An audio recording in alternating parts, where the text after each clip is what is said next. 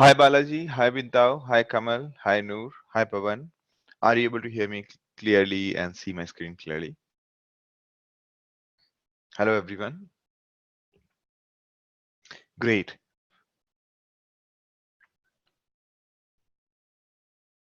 All right, so let's start now. We are 2 minutes late. Okay. So what I'm going to do is I'm going to just walk you through the Ensemble learning session. There were a couple of doubts. Those doubts we will clear as we go. All right. So So in ensemble learning, what we learned was we basically grouped various predictors to get the work done, and then there were multiple methods. Okay, so first one was first one was voting classifier, as in we basically have multiple learners parallelly and get the results. Okay, and what we learned was that the when we have kind of a voting classifier, we generally have far better results. We generally have far better results than the even better than the best. Okay, so the important part is that the classifiers must be diverse. Okay, so this is what we learned, and there were two kinds of voting. One was hard, another was soft. In case of hard, we basically count each one's vote, and in case of soft, we basically sum up the probabilities. Okay, and here we prove that voting basically leads to a very huge improvement. Even for the weak learners, the result is really huge. So then we basically showed how how voting classifier actually is improving. Then we talked about bagging and pasting. In bagging and pasting, bagging is basically sampling or bootstrap aggregating. So basically when we when sampling is performed with replacement, as in we took a sample and we trained one algorithm, then we took another sample and then trained another. Between these two samples, did we replace or did we re-put these same elements back to the pool? Okay, so meaning that in bagging, there could be repetition between bags. And in case of pasting, before taking out another sample, if we do not put it back, that's called pasting. Okay, say for example here the elements that appeared in bag 1 would not appear in bag 2. This is called pasting. Now here there was a confusion in the session that here let me just show you. Okay, so we were trying to see that while we did pasting, why didn't it pick only the elements? Okay, so I'm going to show you the okay. So what was that?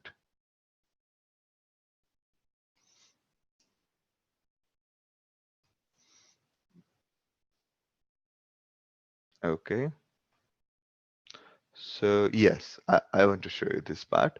So the important part is, so this was our bagging classifier. Is everyone with me? Okay. So are you able to see my screen?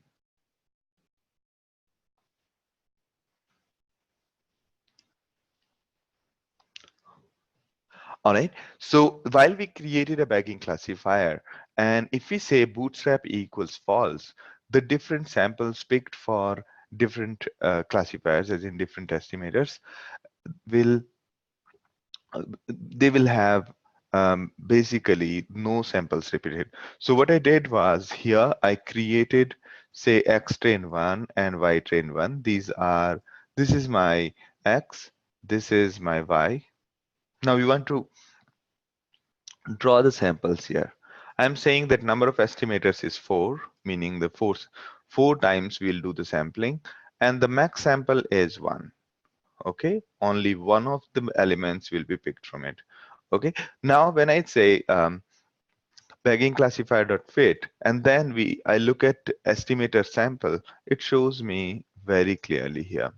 Okay, so it shows me that estimator sample is while trained the first trained the trained the first estimator, it did not pick the first record. It did not pick this one. It did not pick this one.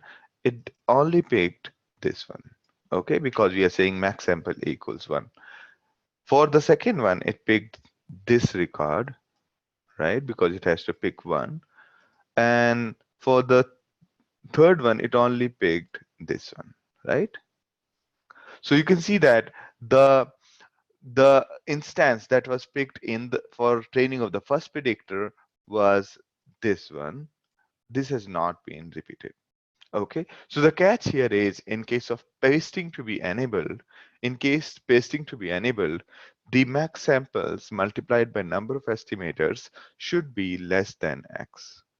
Okay, should be less than the total numbers.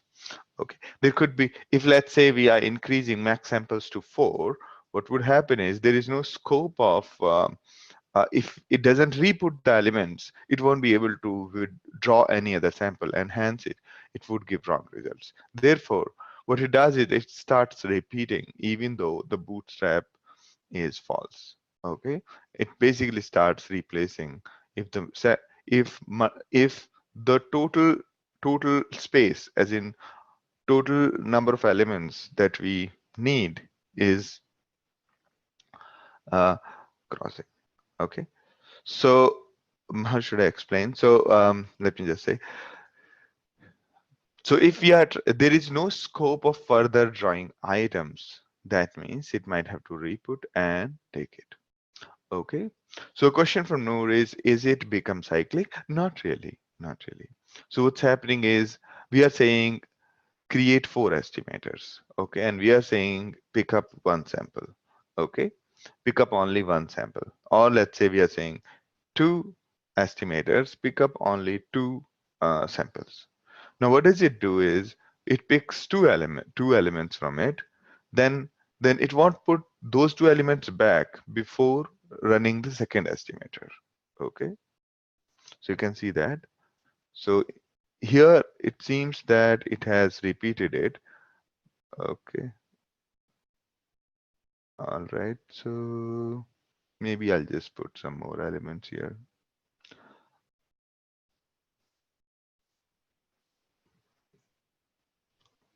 It's basically a statistical way of picking elements, and therefore there are um, generally chances of putting it back. Okay, so yes, shows that in the first instance it picked 2 and so on. All right, so it's basically approximation. It's not exactly it doesn't try to make sure exactly that it is not going to put any element. Okay, so but all right, so this is little unpredictable because it's a statistical way of picking elements which is not already picked, and that's why there are minor overlaps. Okay, so that's what I learned after going through it. Although everywhere it says that it won't replace back, but it does replace back. Okay, so be aware of that fact. All right, so that was bagging and pasting. Okay, now then we did a bagging classifier, we ran it, and we saw that it is able to predict pretty well. Then we demonstrated here that descent boundary after bagging looks good, really good. It's very well regularized as opposed to the single one.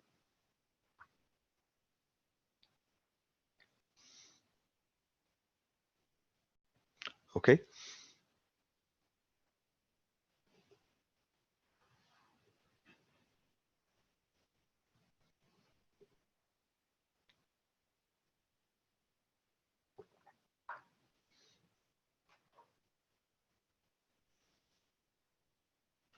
A question from Kamal is, bagging does replace back even when it is not needed. Correct. So while withdrawing the sample, bagging always replace back. That's the reason why always there is a high chances that 1/3 of the elements are never picked up. Okay. Now there was this um, particular formula here. So I haven't been able to find out the exact reasoning behind it, but statistically you can try as in try computing the probability and then see if you can come to this formula. Okay, so basically so the here when we were talking about out of bag evaluation, so there was a confusion that where did this formula come from. So there basically it looks like it's some kind of a probabilistic way to figure it out, and I haven't been able to find exactly why it is 1 minus e to the power minus 1. Okay, and but statistically it is clear that if m is large and you're picking a sample out of it, no matter how many times you're going to pick sample out of it, the chance of leaving some of the elements forever is very high. Okay, so so on an average, it is found that approximately 30% or one third of the elements in the are out of the bag.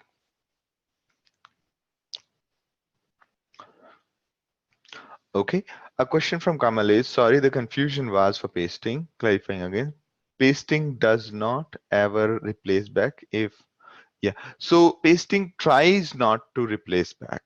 Okay, pasting tries not to replace back. And the way pasting is implemented is by the way of statistics. And therefore there are always one or two mistakes here and there, as in one or two elements are generally picked up.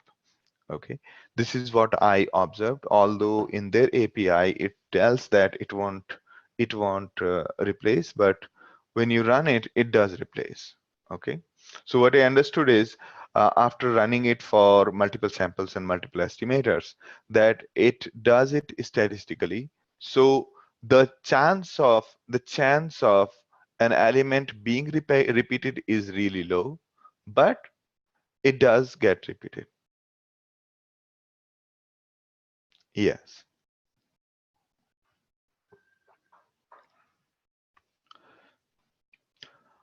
All right. So that's what I observed after running it multiple times and observing how many elements are repeated. Okay. So the second thing which we are discussing is about the okay, where did it go? About this particular number, about this particular number that where we were saying that approximately only 63% instances are picked up when we are doing the bootstrap aggregating. And we end up with 37% of instances which are never used. Okay, so here basically general observation has been that even if you say take a big sample and try to withdraw samples from it, then then again it's basically you can try this kind of experiment. So here is a big question. So if you have to obtain a bootstrap sample from a set of n observation, what is the probability of first one, second one, and third one?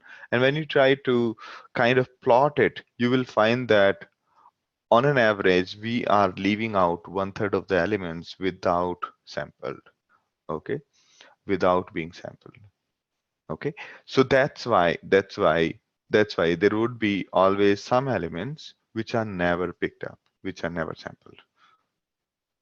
And this basically approaches when M is really huge as compared to the sample size.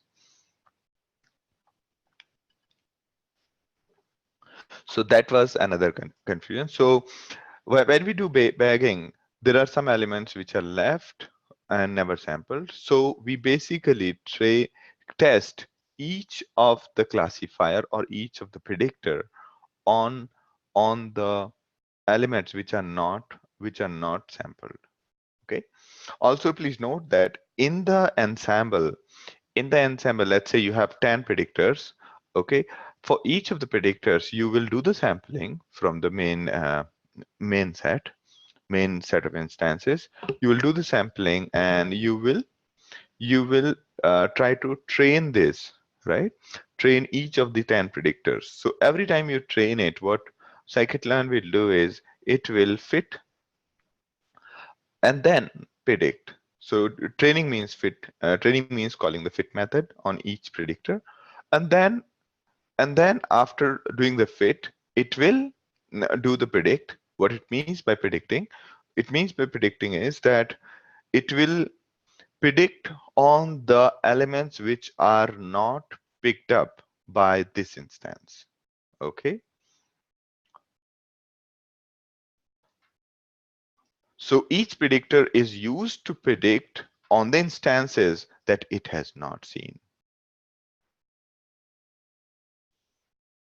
Okay. Thus, the the out of bag evaluation error. So every time, let's say we have 100 elements, we are picking 10 random elements the out of the bag. We are training an instance, and after training it, we basically test it on the remaining elements. And if okay, let me put it the correct way. So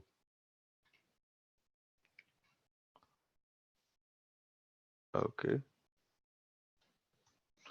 all right, let me just show you. So let's say you have or can I do it better with the sketch? So let's say we have these many elements. Okay, 1, 2, 3, 4, 5, 6, 7. Okay, and what we do is, let's say these are 7 elements. These are 7 elements, right? And let's say our sample max samples is 5. So 1, 2, 3, 4, 5. Okay, and so it'll basically each of the predictor 1 will be trained on this, right? Will be trained on this, and predictor 1 dot fit will be called on this. Predictor 1 dot predict will be called on this. Now there will be an error in this. There'll be an error, right? This is called the OOB error, out of the bag error. These are called out of bag. Okay. Similarly, for predictor 2, it'll again, let's say, pick another 5 elements. Let's say it's picking from here just for the argument's sake. So it's picking on these elements from here to here. Then it will do the testing on the first and last element. Okay, so this way you will have a list of many errors, and then you can compute the mean square error out of those errors, basically mean of those errors, and that is good enough. A question from Gopi: I understand how each bagging pasting works. Under what scenario would you use but each particular technique? So bagging is generally used in ensembling when the data is okay size, right? And if the data is really huge, then what you do is you use pasting, because bagging, you cannot if you do the bagging, then what will happen is you will not see many instances. Your algorithm will not see many instances. Therefore, it's better to do pasting in case your data is really huge. Okay. So pasting was actually devised for the cases where the data was so huge that it could not fit in the memory.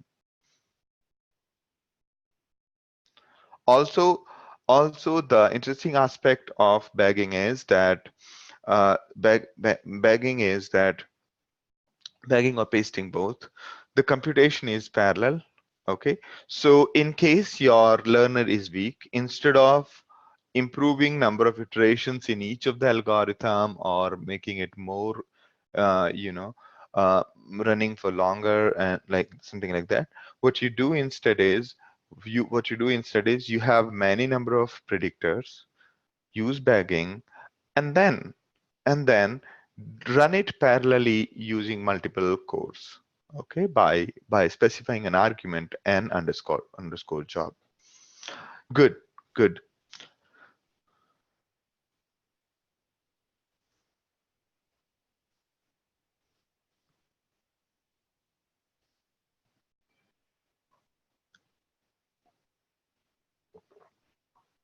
Okay. Now, a question from Kamal is 37% is referring to the average instance not used in each predictor if max samples is not set any value. Okay, so yes, let me just show you the bagging.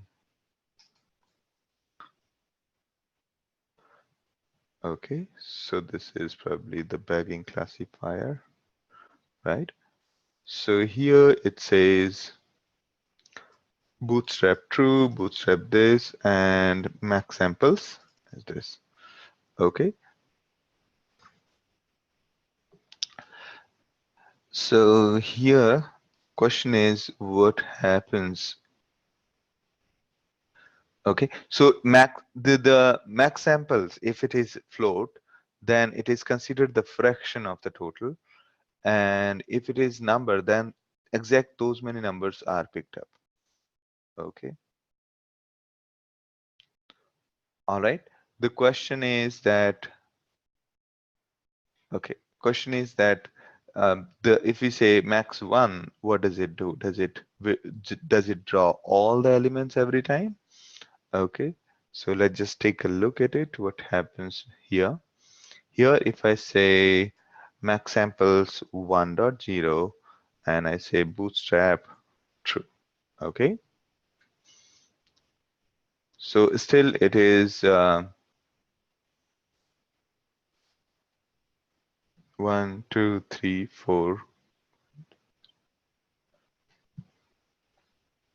Okay, still it is kind of not picking 100% elements every time. It is leaving around 20% every time.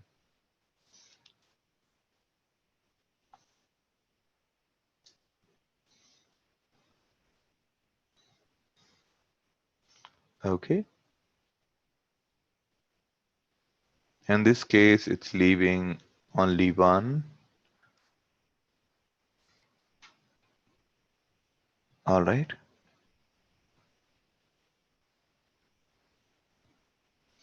Okay, so sometimes even though I've said 100%, it is still picking either 90% or 80%. Not 80%, 2, 1, 2, 3, 4, 4 by 6. Okay, all right.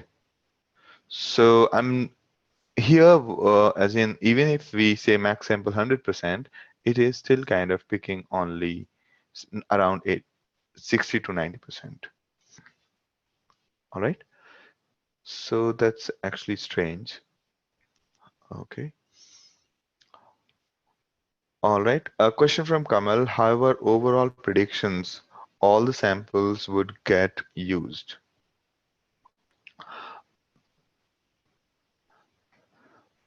Okay. A question from Kamal is that, however, over all the predictors, yes, all the samples would get used, right? So again, that's also one important thing that statistically, it seems that while taking the samples, there will be some of the elements which will never be picked up. Okay, even over all the predictors. Okay, if the sample space is high, the chance of someone being left out is there. Okay.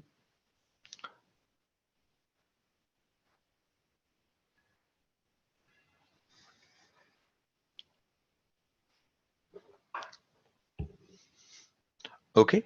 Question from Kamal is, why would we leave picking up? Um, as in, over all of the samples, like over all of the samples, why would we leave picking up? Is that your question? Okay.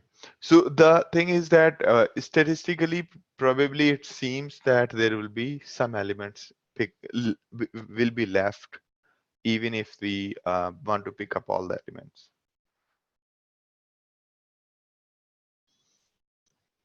Okay.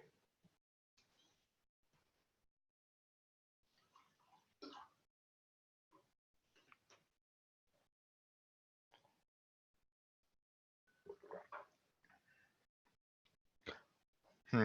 Question from Kamal is, does 37% refer to the percentage of sample that over all the predictors that many samples would be left? Okay. So yes, that refers to the case where, let's say that you have huge number of m, m is huge, and you're picking up, let's say, m by 2 out of this, okay, and you're doing it over again and again. Still, still, uh, as per some statistics, it says 30%, 37% will be left, okay, but I'm not sure how is that calculated. How is that calculated? So yeah,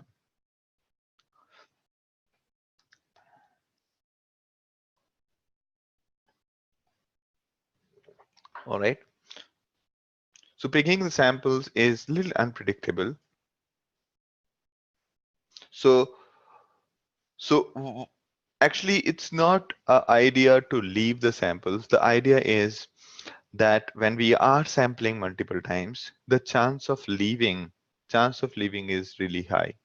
Okay. So let me see if I can reason it out.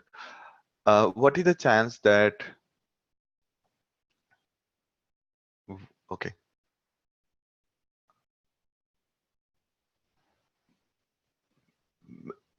Okay, so there basically when you are picking up every time, the chance of every element getting picked up is equal. And okay, so I think let me just take a look at this part. So maybe that would give you an idea. Okay, so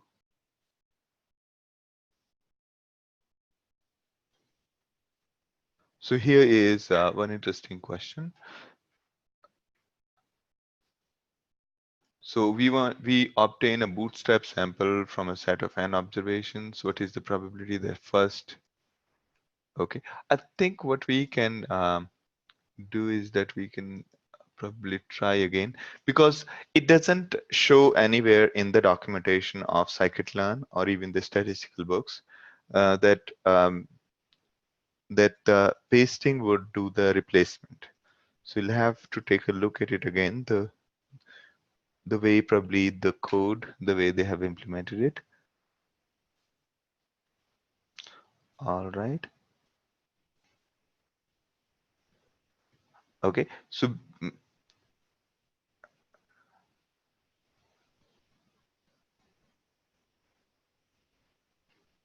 all right. Never mind. So I think we can again dig deeper in this. Okay, but I haven't found a proper text on it yet. There is a book on statistics that is having it. Okay, all right. So that was one thing, and there was a couple of more questions that we left, and one of the question was from Gopi. Okay, I think that is answered. Now, did I miss any other question? Okay. All right, so I think this, but it's clear that each predictor here, there was one more doubt whether the predictor will the out of bag evaluation will happen only on the elements which were not picked in either of the sampling or in each sampling. So the answer is every time we sample and do the fit, there will be some elements which will never be not be picked up, and on those elements we do the predict, so that while the training is going on, while the ensemble is executing, or you can say the bagging classifier is running, um, each is running in parallel, so they are also computing their errors then and there on every sample. After fit, it will do the predict on the elements which are so it will do the training on the sample, and then it will do the testing on the elements which were not picked up, and based on that it will basically compute the error, and that can be used like a cross validation score. Okay, so just like we use the cross validation score, we can use the OOB score. All right.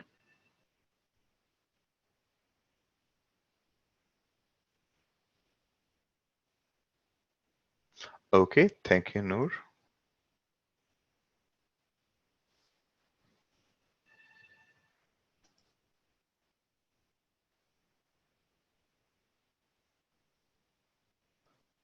Okay, a question from Kamal is, if I set the max estimator or max samples, do you mean?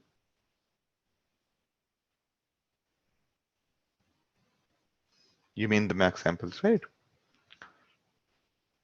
So if I set max estimators to as 0.2, okay, then the error will be calculated on all of the out of bag samples, that is 80% samples. Mm,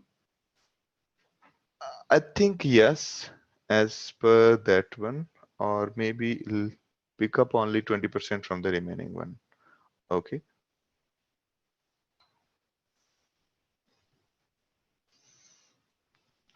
all right. Okay, good question. Good question. So again, my assumption is that here, let's say we are saying max sample 20. Okay, so what it is going to do with respect to the OOB, the out of bag testing, will it test on 80% or will it test on 20%? I think it'll basically test on 80%. So that's my guess, but I'm not sure. Okay, I'm not sure whether it'll pick up only the 20% from the remaining or will it do the 80% only. Okay, so probably that's another doubt.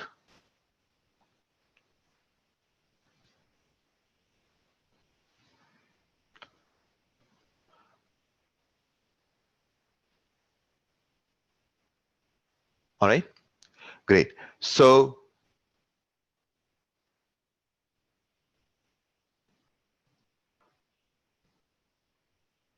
where we were, yeah. So basically, we are talking about that every time the bagging classifier is going to call the decision tree, it is going to call it 500 times, and every time it's going to withdraw draw a sample from X train, and then train it on that, and then test it on the elements which are left out. Okay, every uh, every time. So there are going to be 500 parallel tests, and that test, whatever is that error of those tests, that will be the mean of that will be computed. The MSE, mean square error, will be computed, and that will become our OOB score. All right. So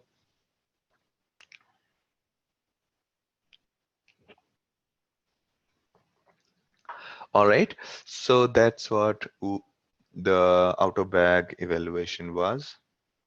Thank you, Ross, for that. I'll take a look at Bootstrap 632 rule method. Okay.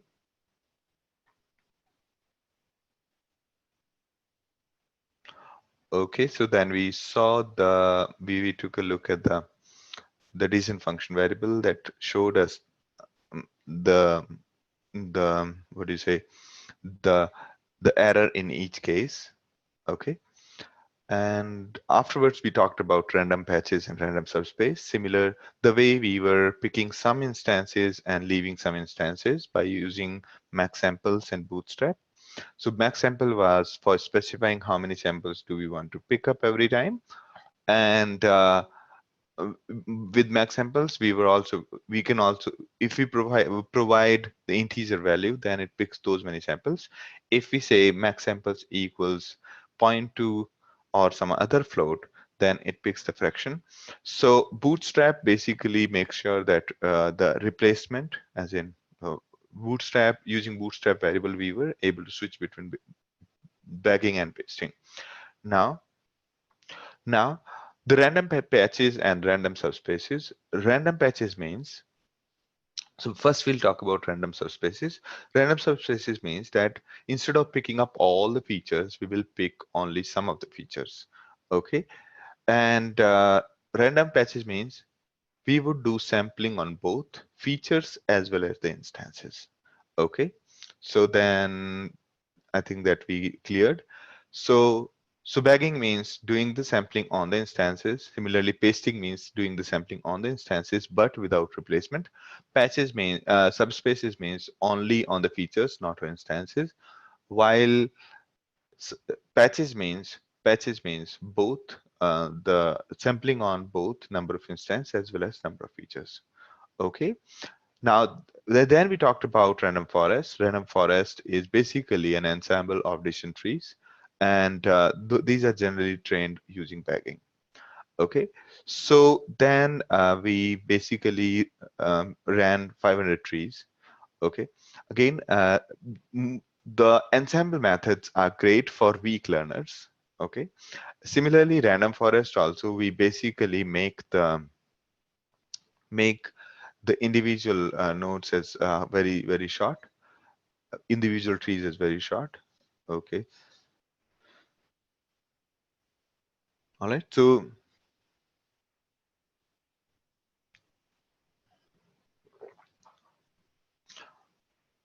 okay,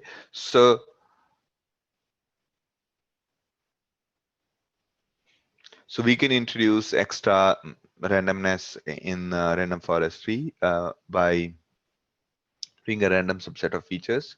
These are called extra trees. Okay, so basically we have right. So so while computing the Gini instead of while computing the Gini index in each of the decision trees, instead of computing the Gini score on all the features, if we pick the random subset of the features, that will make a random forest as the extra random forest. Okay, so so extra trees thus will become really faster because number of features at every stage have gone down, and therefore, so this is okay. The other aspect of the random forest which we learned was that we can pick up the we can random forest can give us the feature importance, and feature importance is a function of the height of individual feature. Okay, so basically the feature which is more important is used for splitting at the top level, and feature which is at the lower level is basically not that important. That's what we learned. Then we basically saw in case of the battles, this was the these were the feature importances of the various features of in case of iris. So the petal length was highest, petal width was second highest, then sepal length and sepal width.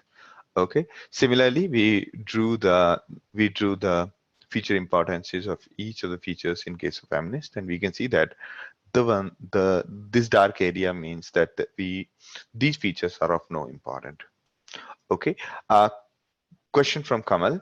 Clarification: in patches we do not do replacement. So in patches we can do the replacement, but I think bootstrap features. Yeah, there is a variable called bootstrap features there.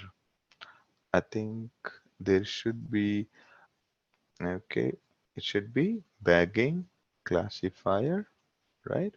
And then there is a variable called max features, right? Just like max samples.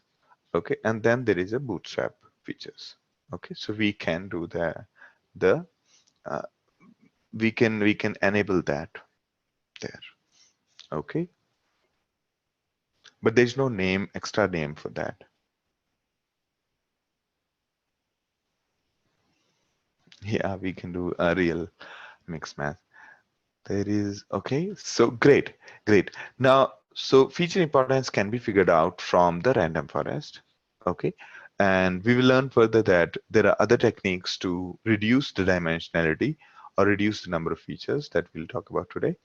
And other than other than using the random forest to predict the important features. So ideally, we should be able to remove these pixels and still have very good results, right? If our MNIST data set, if we just remove all those pixels which are black here overall, then we should be able to get good results. Okay, so the other technique that we discussed was boosting. While while while so far in case of a bagging classifier, what we learned was we were basically doing it parallel, right? We were doing it in parallel. In case of boosting, we do it in sequential. Okay, we do it in sequential. And the most popular algorithms that we talked about are ADA boost and gradient boost. So, so yeah, here there was a slight confusion that what does it mean by instance weight? So what we talked about in the session was that we have multiple classifiers or multiple predictors or multiple estimators. So basically those are the various terms to used. So here estimators and classifiers, estimators for the regression and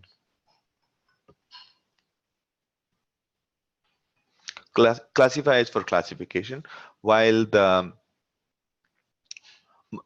estimator means it could be a regressor or it could be classifier.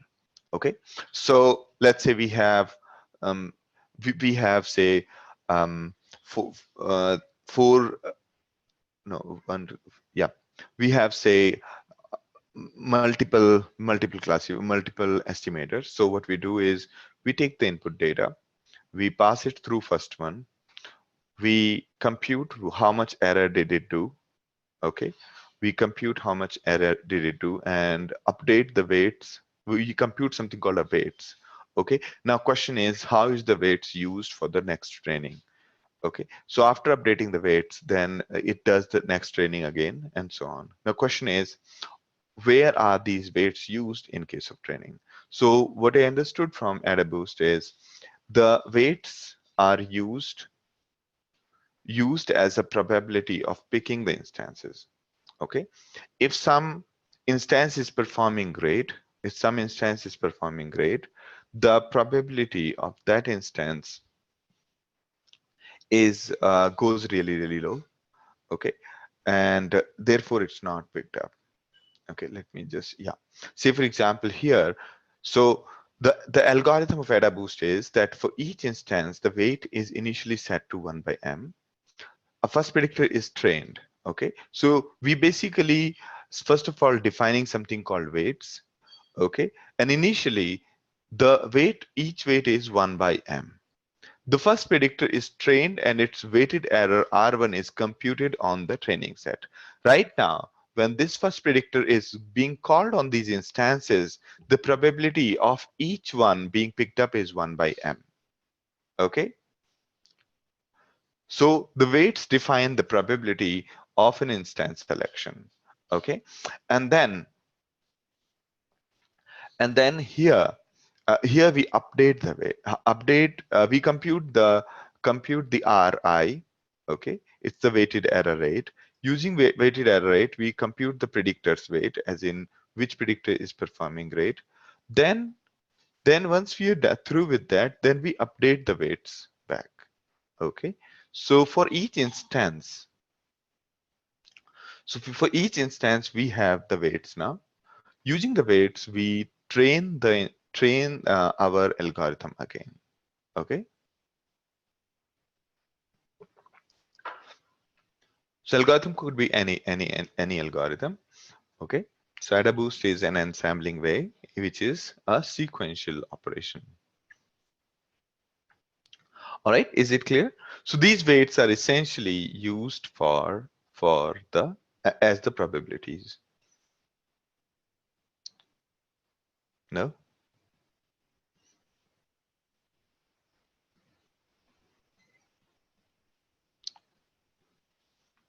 Okay.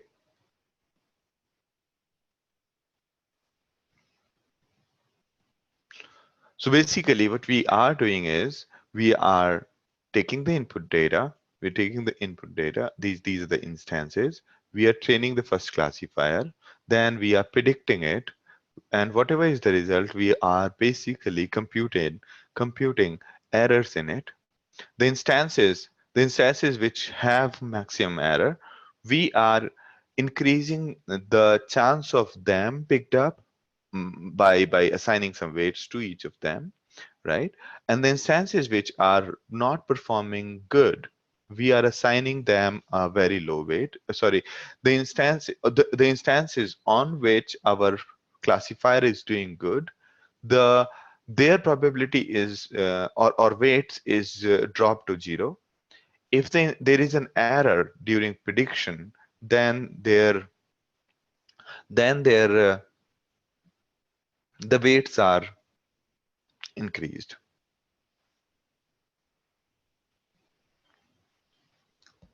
So the weights are per instances, and they basically dictate the probability of picking an element. Okay, so though at some points the instance weight generally, actually some of the texts use it to multiply all the instance values. Okay, but then question comes as what should be the label's weight, right, or class's weight? And so there was a little confusion last time. So instance weights are more like probability of picking up an instance. Okay, so that is clear. Now that's how AdaBoost works. Okay, so we have an input data, we train the first classifier, we do the prediction. If there is then we only leave the instances which have error in them. Then we again train the second classifier. Then again we do the prediction using second classifier, and then we only leave the instances which don't have error, and the one which have error, did not have error, they are kept aside, and so on. Okay, so this way we can that this way the AdaBoost works. All right. Now, a question was that once all predictors are trained, then Ensemble makes predictions very much like backing or pasting, except that since each predictors have different weights, okay, so alpha has been computed for all the predictors, right? So we do the prediction. So what we'll do is let's say we have some data and we want to do prediction. So we will basically, um, we will ask all the classifiers to do the predictions parallelly, and then we have their error rates already, right? In the last computation we have their error rates and we have their alphas, and based on that we'll multiple we will basically do the weighted we will multiply their alphas with the predictions, and then do the soft voting. Okay, then do the soft voting, not hard voting. There was one question last time, right? So here, yes, we'll do the soft voting. Okay, here this is the case. This formula is for the case of two classes. This formula is for the case of two classes, and what we are doing is that, or you can say that this formula is for each of the classes here. So what we do is we do the we do the predictions using all of the classifiers, and then based on the alpha we we basically, instead of invoking classifier, the way we do is we basically sum up the probabilities, right? Instead of that, we basically sum up the alpha score multiplied by the probability and pick up the class which has the maximum one, pick up the class which has the maximum uh, value. Okay, so again, let me just put it again. So alpha is per classifier, correct? Alpha is per classifier, and each each classifier is going to give it set of probabilities, and then we are going to multiply each alphas with the probabilities, and then we sum up the probabilities and pick the class which has got the maximum probability for each of the instance. That's how it is going to happen. So basically, it's a soft weighted votes. Question from Noor is, so weights are just kept separately and helps to increase the probability of selection. Just confirming my understanding, that's correct. So these weights are computed, and the normal prediction will happen just that while picking up the samples, the instances, probabilities, the weights will be used as probabilities.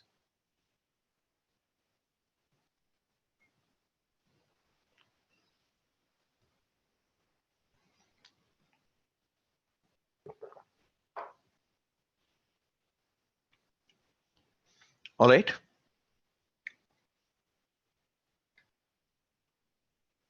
I think this formula is little unclear.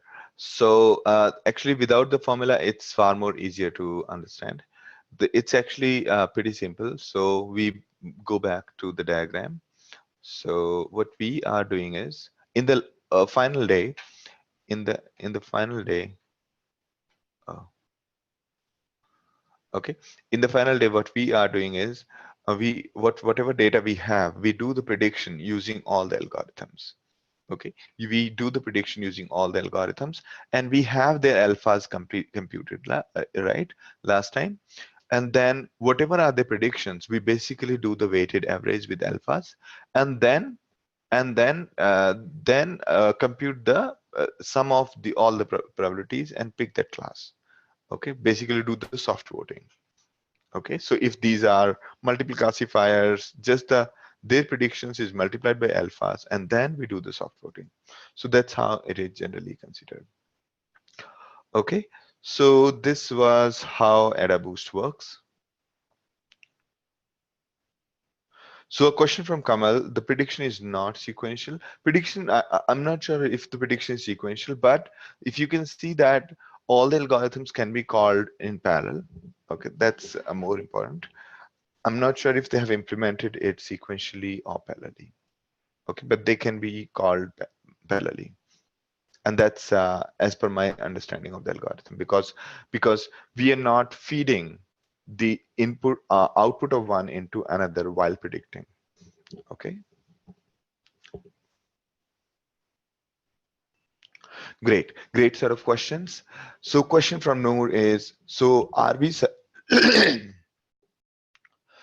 are we selecting the best classifier based on alpha or based on predictions from different alpha?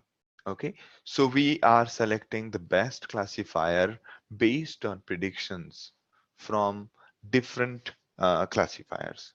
Okay, so sorry, are we selecting the best classifier? So we are not selecting a best classifier, we are selecting the best prediction. Okay, we are selecting the best prediction. Okay, the predicted class, as in we are selecting the best predicted class.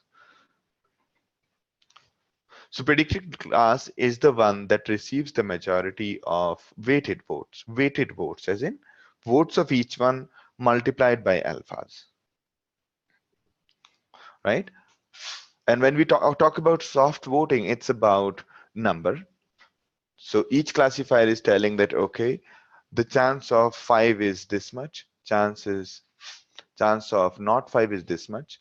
So that chance is multiplied with alpha, and then we do the votes, the soft voting.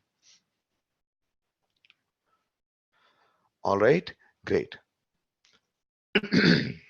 So that was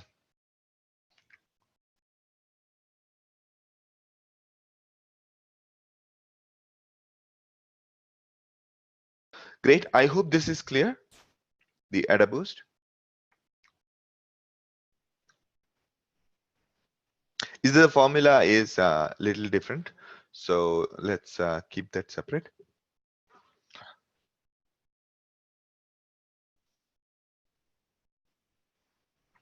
All right. So algorithms like AdaBoost are good for the cases where we are dealing with really, really weak learners. And such example of weak learner could be a decision stamp, meaning a decision tree or with only one height, okay, depth of one. Okay, so we talked about, after this, we talked about which algorithm is generally used. Then we talked about,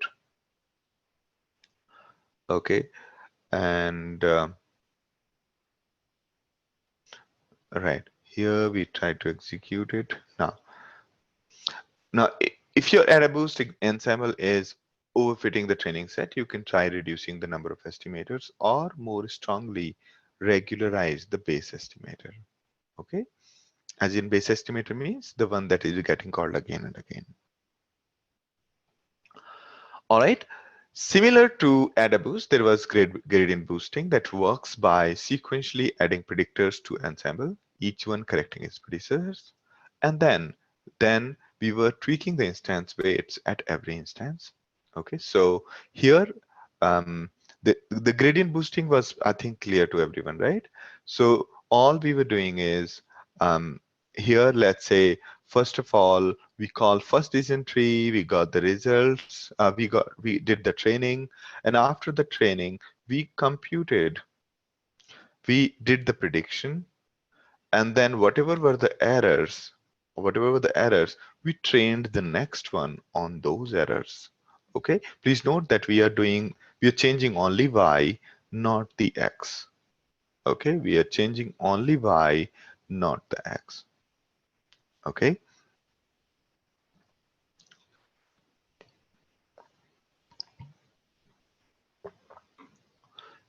Okay. So again, we are doing the same thing. Again, the errors are computed. Now we are saying that for this x, this much is the error, and we are training gradient. We are training a new tree on this. Okay. And notice that this is what we are doing for regression. Okay. Now I think same can be used for classification as well. A similar one by the way of probabilities. And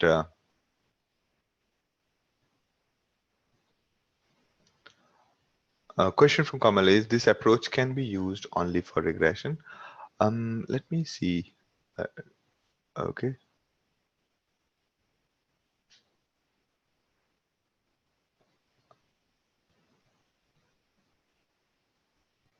Okay. I think here it doesn't.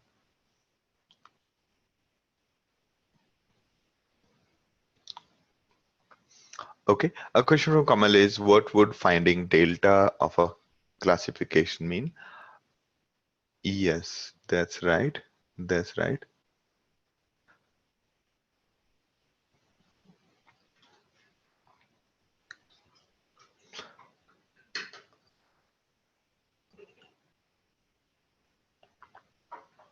Okay.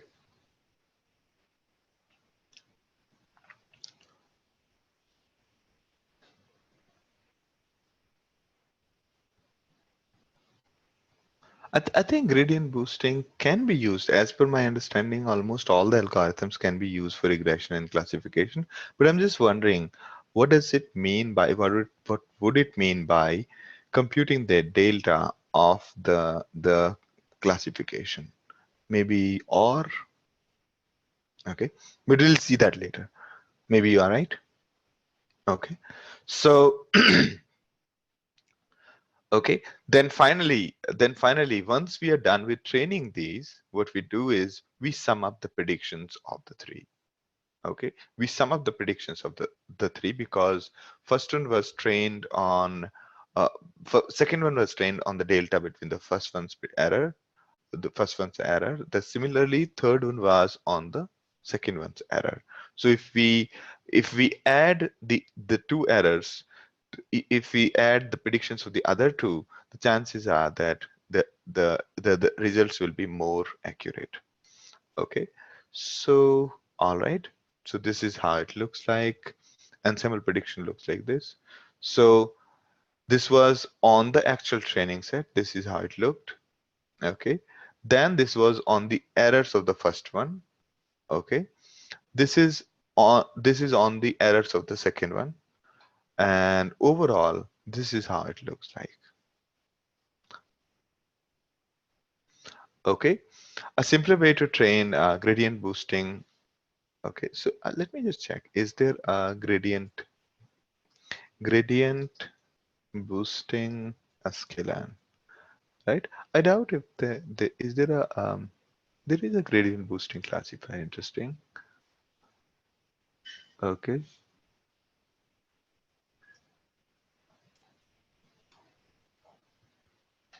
differentiable loss.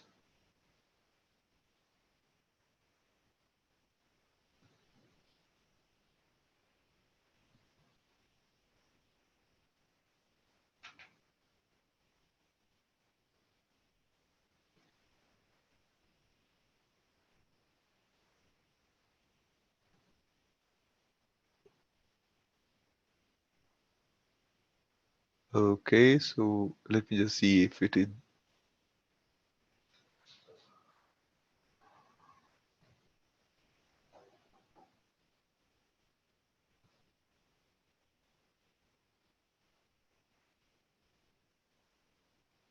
Yeah, so there is something called deviance exponential. So I think it's doing the logistic regression way. You remember the formula where we computed the probability, the error, the loss function? I think it is using that one. And the exponential is, I think, the way we did in the case of AdaBoost. Okay. So we computed the weights, right? And so on. Great, great. I think this is a good learning. All right. Okay. So basically, it can use the loss function. The loss function is what we basically prepare at every stage. So we could do it two ways. One is the way we created the formula yi into log of yi plus 1 minus yi into something log, right? Using that way, and then we sum up that one. So that could be one. And the other one is computing how many errors did it make. Okay, that kind of thing. Okay, so I think that answers partly.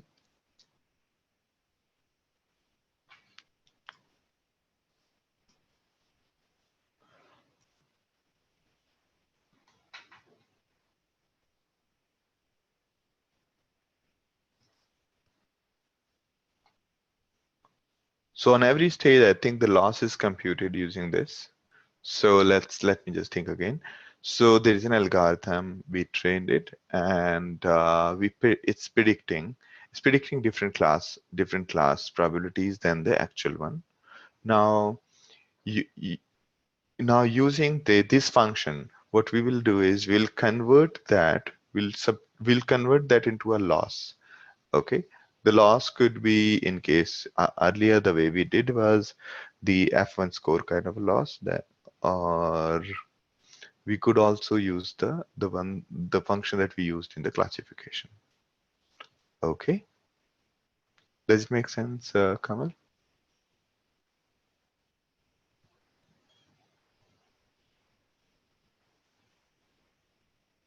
Okay,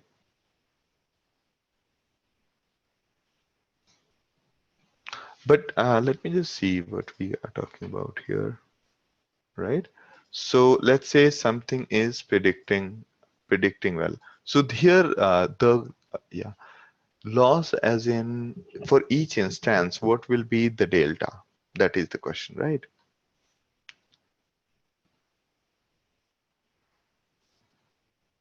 Okay, so let's say they are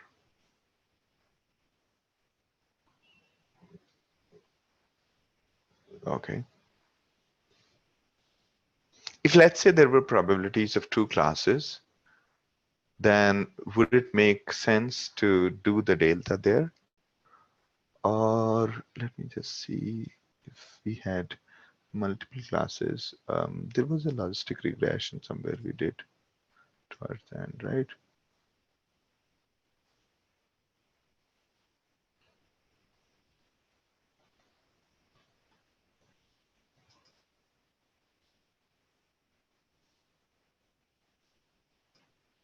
No, not this one. No, mind. I think I got it. I think I got it.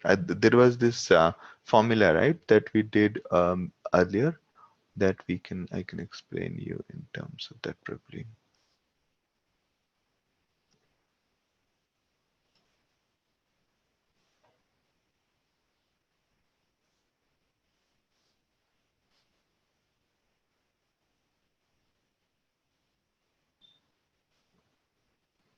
Okay.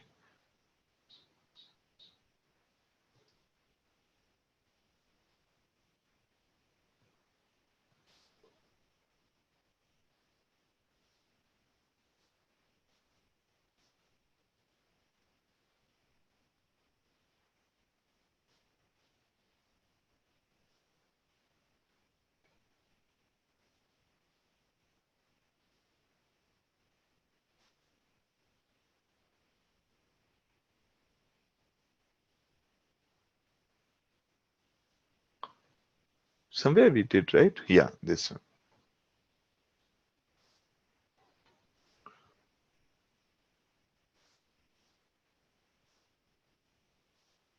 I think this will make it more clear. Yeah, this one.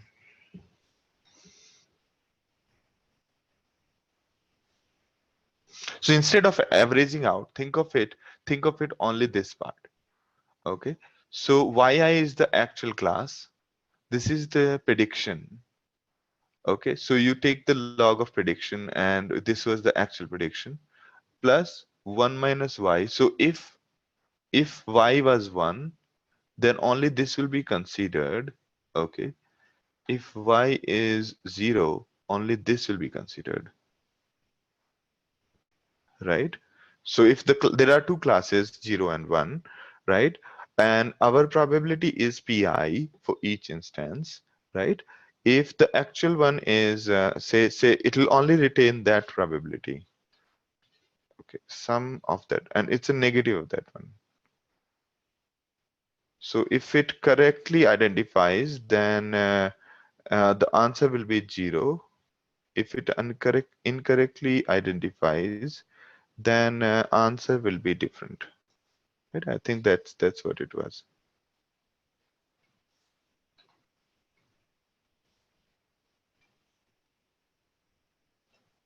Okay.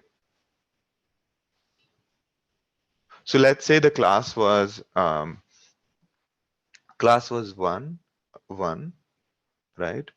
And probability is also 1. Then I think this part will be 0, and this part will also be 0, right? Correct. And let's say class is say 1, okay, and it's giving 0.5. That so class is 1, that is yi is 1. So this part is 0, and log of minus 0.5 will be the error. Correct. So this will be the error.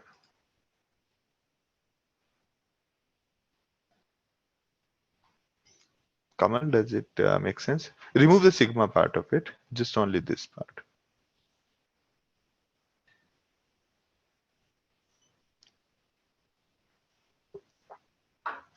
So this is logistic regression cost function. Okay. So, but then how are you modifying y in case of classification? So y is basically the class that we are talking about. So there are three classes, okay, and let's say two classes, so 1, 0, and so on, and so on, right? And I'm just thinking, how should it be?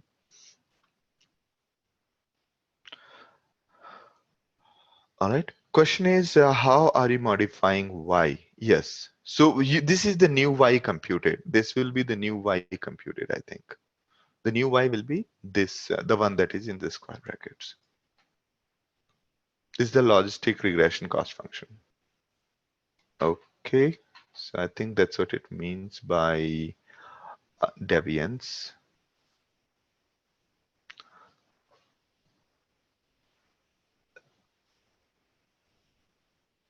Yeah, equal to logistic regression. Okay, so we'll have to see exactly what formula is used, but it'll be on the similar lines. So this formula that you see inside the boundaries, this one inside the square bracket, is essentially states how much error did you make in the prediction of classes. How much error did you make in the prediction of a class? Yi is the actual one, Pi is your prediction. Okay. So if both yi and pi are equal as 1, then also the overall value will be 0. If yi and pi both are 0, then also both will be 0. Okay.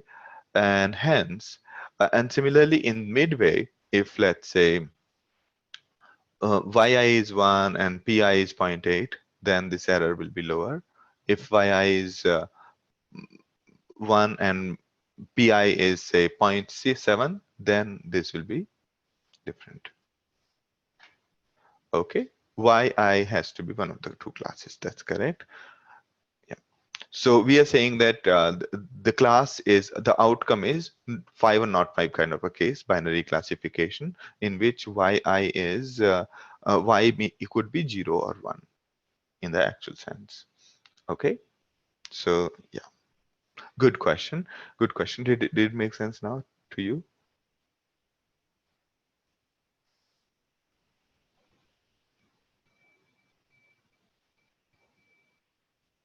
Yeah, these questions are important because uh, yeah, delta y is this. This is square bracket will be the delta y. Okay, because this kind of represents the delta between the two. Okay.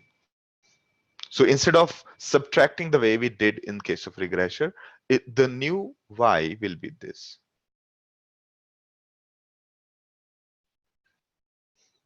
Because this, you see,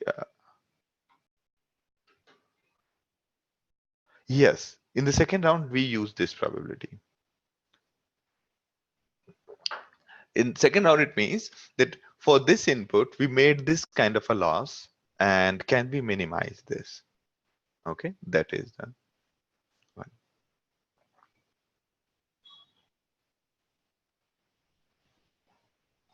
All right. Okay. Just think about it. Just think about it. We actually, what we need to do is we could take a look at exact the loss function that it is using here. What does it mean by deviance? And that would give you a better picture. Okay. But principally, what we are saying that using this kind of a formula, we can compute the prediction versus uh, in case of normal classification, we can do predicted versus the actual using a mathematical formula instead of using if-else condition. Okay.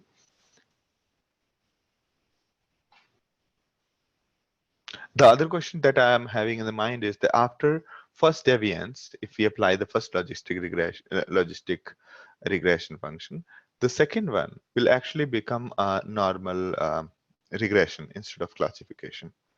Okay. All right. Very good question. So yes, probably this will make it clear. Okay. All right. Okay, so this is what we do in case of gradient boosting, that the next one is trained on the errors of the previous one. Okay. Now, question is how to find optimal number of trees, right? So when we are doing gradient boosting, we could keep on doing it forever. We can keep on adding more and more regress or correcting the each other's error forever. So how do we find it? So basically, the learning rate hyperparameters scales the contribution of each tree, as in the delta, right? If you set it low, such as 0.1, you will need more trees in the ensemble to fit the training set, but the predictions will usually be better. Okay, this is called shrinkage. Now, okay, so this is where we were doing the regularization. If the below gradient boosting, uh, what does it mean by RT? Just tell you, I read it in the morning. Regression tree. Okay, sorry. Yeah. All right. So great, great. So a simpler way to train GBRT, a gradient boosted regression tree, is to use a scikit like this. And okay, question is uh, this one, this GBRT ensembles are trained with low training rate, right? And this one is trained with high training rate. Okay, so you can see the regularization. This one is more highly regularized, while this one is having higher bias. Okay, this one is having higher bias, this one is having higher variance. Okay, so how to find the correct number of estimators? How many estimators should we use? In order to find the optimal number of trees, you can use early stopping. Okay, there are two ways of doing it. One is using warm start, or other is using the stage predict. Stage predict is basically, this is something that we did last time. Stage predict is basically keeps on giving you the results at every iteration, and you have the control to stop it. Okay, to stop it at any point. Also, when the number of estimators keep growing, after a while, the errors start increasing. The validation errors keep on increasing. So it's not really that if we keep on putting more and more trees, our error will keep on going down. After a point of time, the error would start going up. Okay, so okay, so here is a case of the best model, which is doing good. It's not having the bias or the variance much. And so the other way of early stopping is by actually stopping and then retraining. Okay, so warm start is a very useful variable and available in almost all algorithm in case of scikit-learn. Warm start, what it does is it retains the previous trainings. Okay, and so basically, when we say warm start equals to true, which makes scikit-learn keep existing trees and adding the trees if needed. Okay, so here is an example. So what we are doing here is we are stopping if for 5 times the variance has gone up. If continuously the variance has gone up 5 times, then we are stopping. So this is what we are doing. So we are iterating over estimators. We're calling this fit again and again. Notice that we're calling this fit again and again. And what does it mean? What does it mean is that the gradient boosting trees is basically retaining the previous fit's work. Okay, here when we call fit, it is going to create those many estimators, and then here when we fit it, it'll basically add more estimators if required. Okay, so all right, so there's something called subsample in case of gradient boosted regression class that supports basically hyperparameters called subsample, which specifies the fraction of training instances to be used for training each tree. Okay, so you can control the max sample similar to what we used max sample earlier, and subsample basically make sure that each tree is trained on that fraction of the total training instances. Okay, so this will basically, if we have subsample really small, this will trade a higher bias for a low variance. It also speeds up the training considerably, and this technique is called stochastic gradient boosting, right? So instead of right, instead of training each tree on the entire data set or bigger on a whole data set, we basically train each tree on a small fraction. This is similar to stochastic. The word stochastic means randomly selected sample. Okay, and that's how it works. So now the next technique that we wanted to discuss was something called stacking. Stacking is an interesting technique. Stacking is an ensemble method that is based on a very simple idea. Instead of using trivial functions such as hard voting to aggregate the predictions of all the predictors in an ensemble, we train a model to perform this aggregation, right? Instead of we instead of giving weightage to each predictions equally, we let those weightages be predicted by some other algorithm. Okay, this is a very interesting concept. So it is some way between the Bayesian classifier and the way we have done the error minimization just now. So the way it happens is, imagine that you have three predictors, 1, 2, 3. Here is your instance. First, what you do is you train all of these, and let them do the prediction.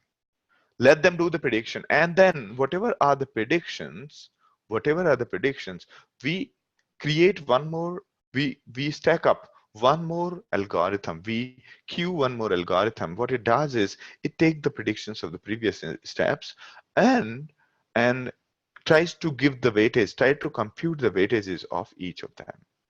Okay, so let me show you. Actually, this will make more sense. So imagine that we have the three predictors. They're all predicting 3.1. The first one is predicting 3.1, 2.7, 2.9, and they will be predicting for other instances also. Let's say there are 100 instances, so they will be having 100 predictions, correct? And for each of the 100 predictions, there will be some final value, right? And this one basically solves exactly that. Okay, so this final predictor is called the blender. Okay, blender or a meta learner takes the predictions as the input and makes the final prediction, right?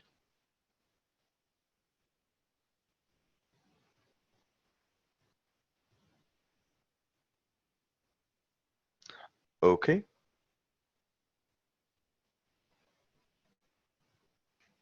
yes, Noor, you have a question for me?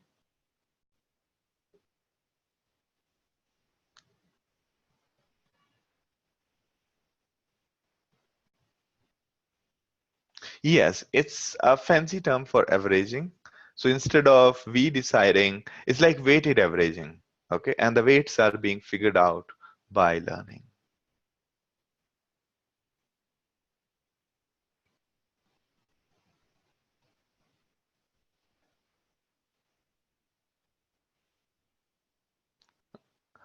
Hi Noor, is that message for me or okay? Okay, I suddenly felt that I taught something really different than I was expecting to teach. Okay, so I suddenly felt that, okay, I couldn't figure out the question. Okay, good, good. So basically, blending is a kind of weighted average, is fancy way of doing the weighted average, and this is how it is. Okay, all right. Now, how do we actually train Blender? This is an interesting question. So what we do is, let's say we have one layer of Blender and other layer of predictor. So we have, say, two layers. One layer, this is one layer, and this is another one. Okay. So what we do is, whatever is our training set, whatever is our training set, we break it into two. Okay. We break it into two.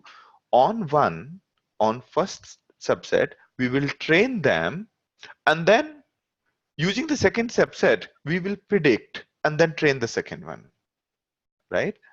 Using the second subset, we are going to predict and train the second one, okay? And so this is second subset, we will do the predict, and using the predictions, we will do the, using the predicted ones, we will do the uh, training of the next layer. Next, the first layer predictions are used to make the predictions on the second set. This ensures that predictions are clean, since the predictors never saw these instances during training. Now, for each instance in holdout set, there are three predicted values. Okay, so here we go. All right, so here we have predictions, and from the predictions, right, so this is what is happening. So we can create a new training set using the predicted values as input features, which makes this new training set three-dimensional and so on, right? So question to all of you is,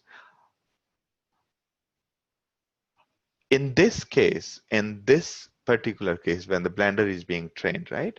So if Blender is being trained on the predictions of the first layer of predictors, correct? Now, question to all of you is, how many columns will the input to Blender have? How many columns will this data have?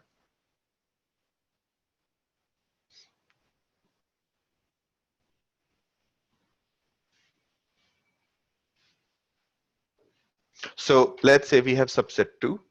Subset 2 is nothing but our normal X broken down into second two parts. Now we are doing predict on X.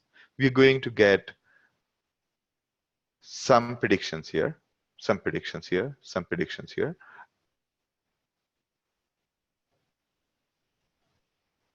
Okay, so how many columns will subset will these predictions have? How many columns will this have?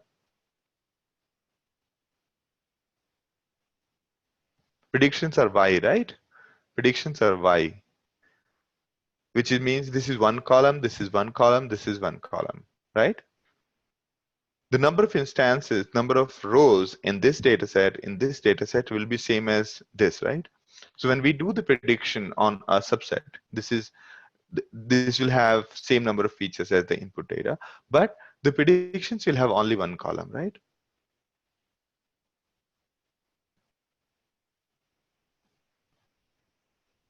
So these are n instances. We are doing predictions of each n instances via this, via this, via this, and so on. So each one will be nothing but a single column, correct? N rows, single column. Therefore, this data set will have same number of records as this, but number of columns will be equal to the number of predictors we have. So all we are going to do is we're going to do a column stacking, column 1, column 2, column 3, and that's how. Okay. So that's what we're going to do. And yeah, I can show you this code. I wrote it here. I think it would be there in the notebook. Okay, so here we go. All right, so what we did here was we created a data set. we created a we imported the training test standard one. Then we generated some data set here. We basically generated the same make moons as above. Okay, and this is some random data that so this is some random data that we have generated, X and Y. Next thing we did was we broke this data into two parts, training and test. Okay, training and test. Now we further broke, this is an important step, we further broke X train into two parts, 1 and 2. Okay, why? Why? Because this, we want to break our training set into two subsets. Okay, so we broke the training part into two parts. All right, two parts. On one, we will train the first layer. On the second, we will test the first layer, and then we will train the second one. Okay, so here what we have is we created, say, for first layer, we have created these three. We've created these three predictors: logistic, random, and SVC. Okay, then we are iterating over this, and we are training all of them. Okay, we trained all three of them. Is it clear to everybody up to here? Okay, it wasn't there in the notebook, so I had committed it maybe last night. Are you able to see?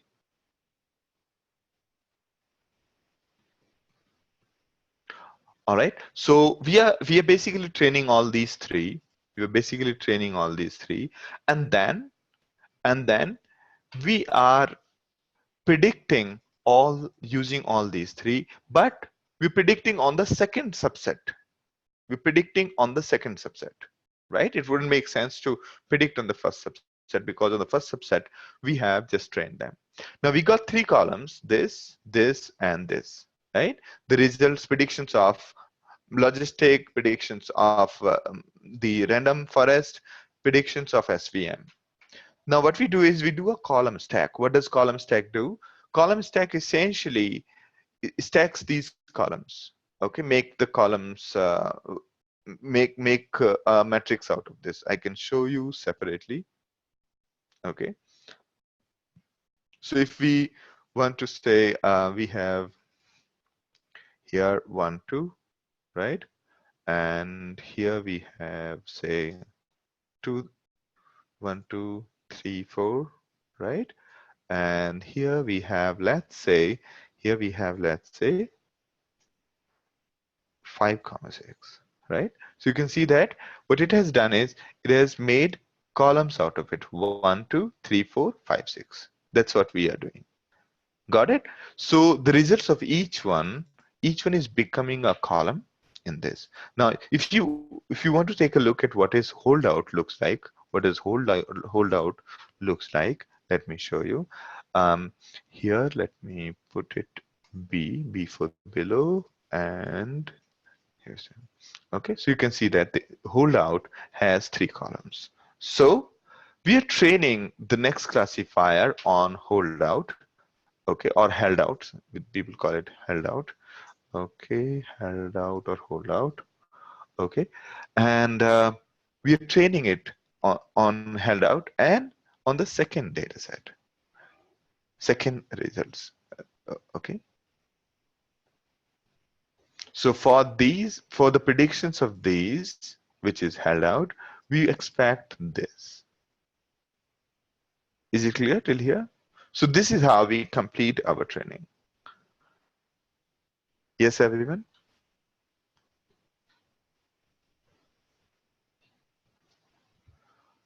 All right. Once we are done with that, the way we do the prediction is by the way of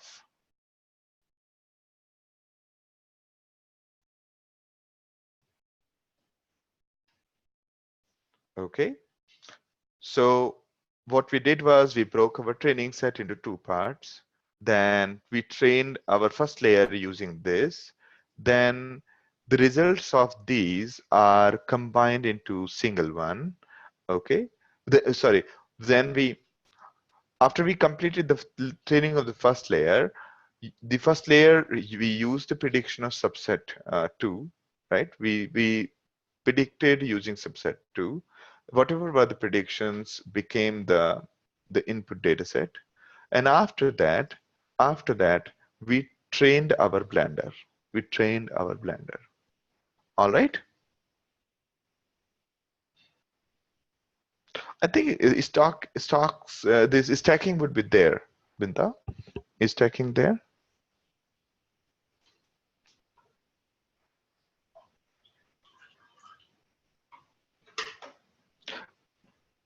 Okay. Just do the git pull and git checkout. Okay.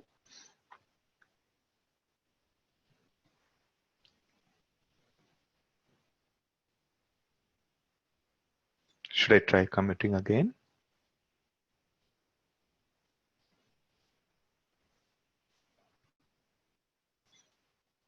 Git, I'll do git pull first.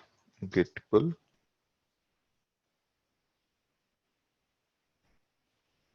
Okay.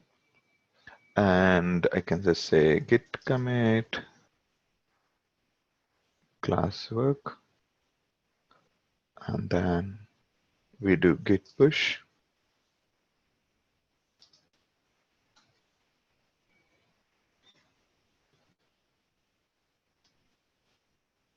Origin master.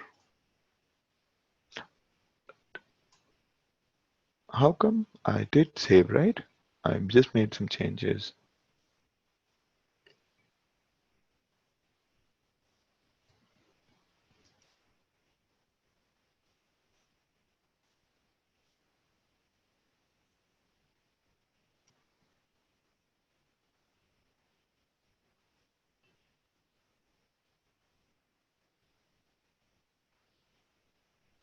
Okay.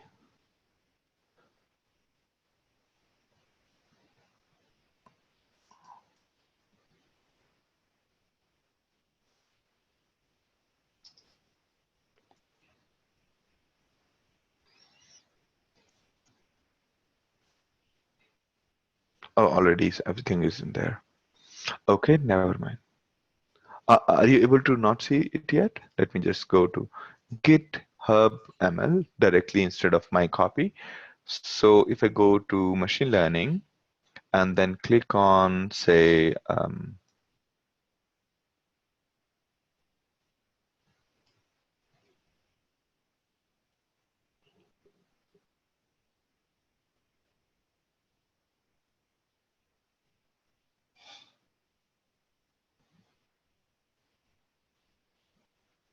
okay, there's a problem which Binta is facing.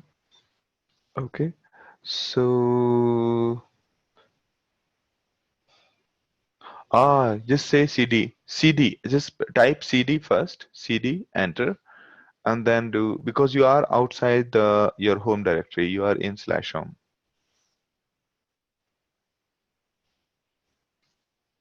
Okay, okay. Let me take a look at it after the break.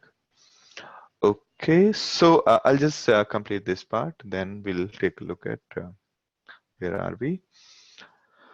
All right, so great. So basically, in case of once we are done with say training it, all we do is, this is part of the training.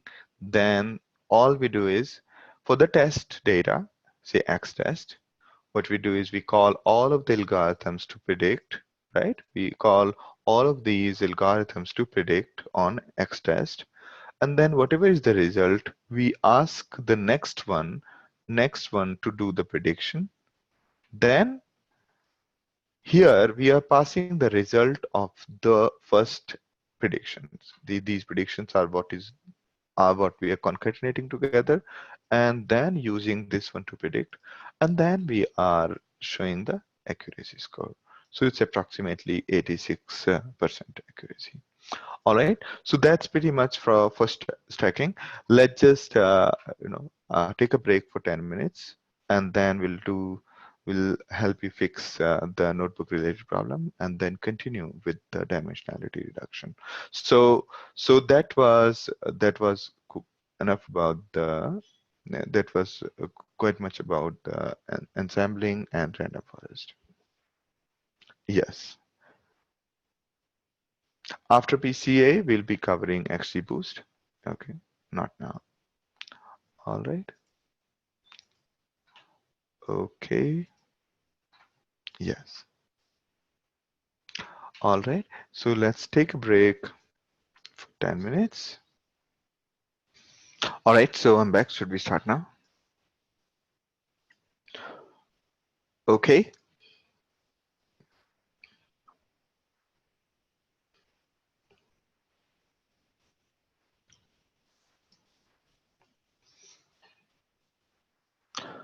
Hi, everyone. I'm back. Should we start now? Hi, Abhinav, Balaji, Bintao, Gigi, Kamal, Shahrukh, Noor, Pavan, and Ross. Great. Great.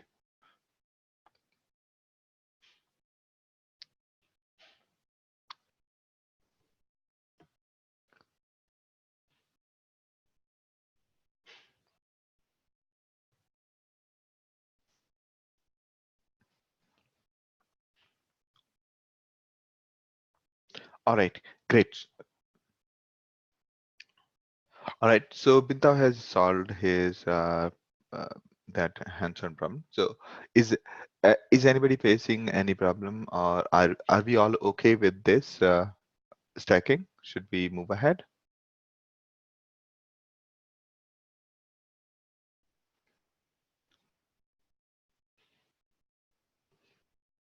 All right, great, great. So all right, so far the ensembling and the PCA, the dimensionality reduction, basically are kind of meta algorithms. They are they are not really the core of the algorithms, but they were mostly algorithms on top of algorithms, right?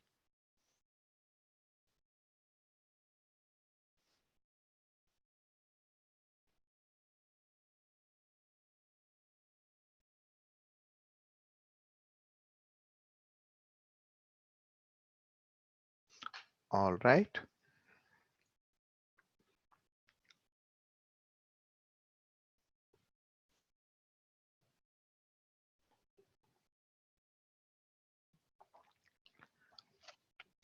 great. So can we start now? Wonderful, wonderful. We are now starting. So some problem sets may have a lot of features, which means that they can make models extremely slow and sometimes impossible to be handled by algorithms. Okay, sometimes it even makes difficult to find a solution, and this huge number of features, the problems with huge number of features, is also referred to as curse of dimensionality. Okay, so we're going to talk about the curse further. We're going to understand why dimensionality is a problem. Okay, so in MNIST, how many dimensions were there in MNIST data? Quickly,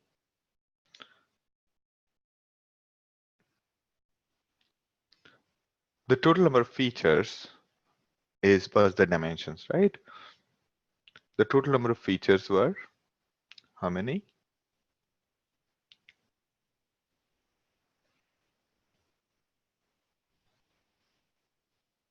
784, right? Dimensions generally refer to the features, correct? So large number of feature sets. So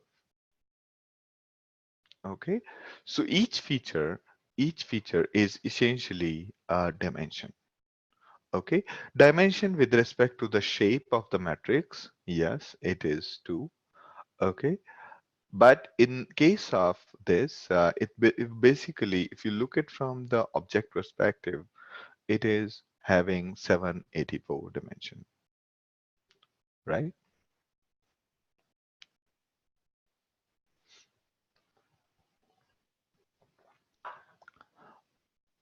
All right. So in case of MNIST dataset, neighboring pixels are highly correlated, right? So okay, let me just talk about a bit of MNIST dataset. So in case of MNIST, each pixel of the image was a feature, right? Our total number of columns were 784. And though the border feature had no importance at all, the way we did it earlier, if you have to reduce the dimensionality, we could have used the results of our decision tree, right? We observed that the a lot of pixels were not at all had any importance. Further, the neighboring pixels are kind of correlated, so we can actually merge neighboring pixels into one without really losing any information, hence reducing the further dimensions or features. Correct? So if we had a problem with MNIST, or you face a similar challenge uh, the with the data, then these are kind of quick things that we could do. Find the feature importance, remove those ones that are not related, not required, as well as merge the neighboring features into one, and so on, right? So, so basically, this is one form of dimensionality reduction. But there are many challenges in dimensional reduction. We'll talk about more challenges further. The benefits of dimensionality reduction or dimension reduction is the overall training and prediction becomes faster and hence more efficient model. Also, the human mind cannot really visualize anything beyond 3 dimensions. Okay, so if we reduce the number of dimensions, we will be able to easily, we will be able to visualize the data. In many, if the dimensions are too many, we can't really visualize anything. Okay, so the only drawbacks of removing some of the dimensions is that there could be a loss. We could lose some information. We should try with original dataset before going for dimension reduction. Okay, we must we must try with basic one. If it is working fine, that if not, then we should try to reduce the dimensions. If it is not working fine, only then. Okay, so now here is I want to demonstrate to you that dimensionality as in number of dimensions, is a complex thing. We really, no matter how many times we say, how many times we say that we understand dimensions, right? Beyond 3, we don't. Okay, we don't. Let me show you this. What is the probability that you choose a random point in a meter square is 1 millimeter from the border? Meaning, if you choose a random point from a square, what is the probability that it will be on the edge? Okay, or you throw a dart on a square, what is the probability that it will hit the edge? Hitting the edge means being 1 millimeter from the border. Anybody? What is the probability that it will hit the border? Hit the border as in being in 1 millimeter from the border. So let me just draw it. Okay. So what we are saying is, let's say we have a nice square, 1 meter square, and it has an edge, correct? There's a 1 millimeter edge here, and oh, it doesn't look like a square.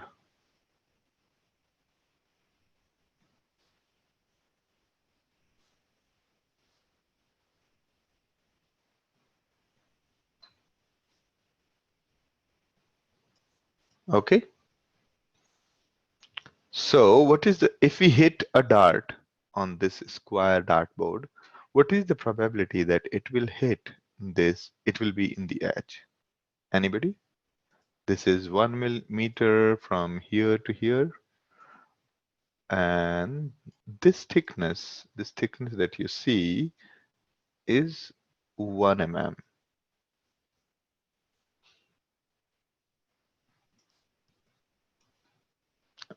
Okay, it looks really awkward, but let me try to draw it like this. This is the 1 millimeter thickness. Anybody? What are the chances of when you hit a dart? What is the chance of hitting this?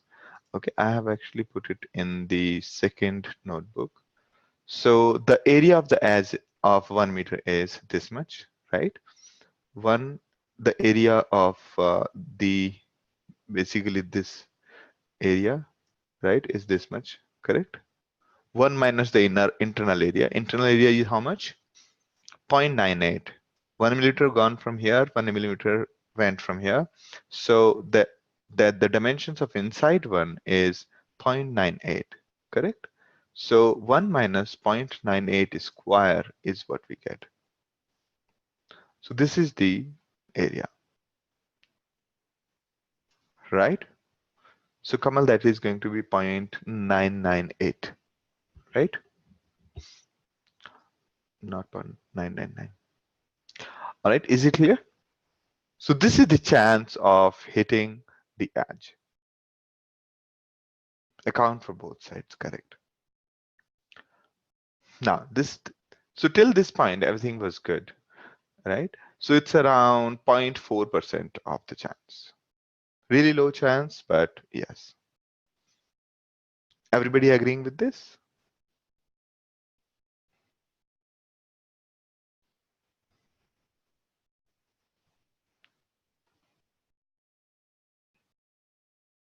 So chance of hitting the edge would be the the chance of hitting the edge the chance of hitting this edge would be chance of hitting the area of the edge divided by the total area. So if we throw something, it'll hit this edge in the proportion of the area, correct? More the area, more the chances of hitting it, less the area, less the chances of hitting, correct? So this is clear to everybody. So it's around 0.4% chances of hitting the edge.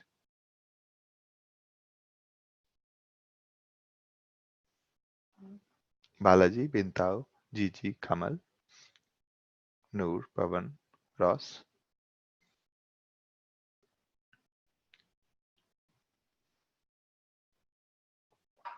Now, my next question is in the same line. Next question is, what is the probability? What is the probability of a cube? Let's say we have a cube, okay? We have a cube and we throw a dart on the cube, okay? I will, okay, let it be here. Okay, let's say we have a cube. We have a cube. So the chance of hitting the edge is going to be 0.6%. Is it okay now? So if we choose any point instead of dart, let me call it this way. If we choose any point inside this cube, the chance of it being 1 millimeter from the edge is around 0.6%. Right? Now let's extend it to say 10,000 dimensions. Okay, when we go to 10,000 dimensions, suddenly the chance of, if you can see that, the chance of selecting a point is approximately 100% within 1 millimeter of the edge, which means 10,000 dimensions is full of dimensions. The shape with 10,000 dimensions, it's impossible to choose a point and do not touch the edge. Okay, and I don't know why.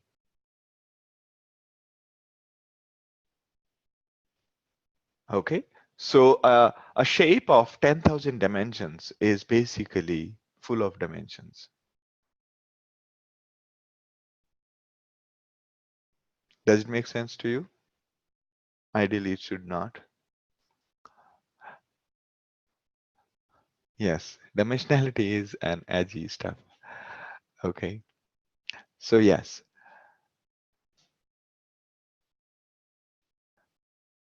So basically, the dimensions could be really, really weird, right? When going beyond 3 dimensions, it might look weird to us because we can't see it.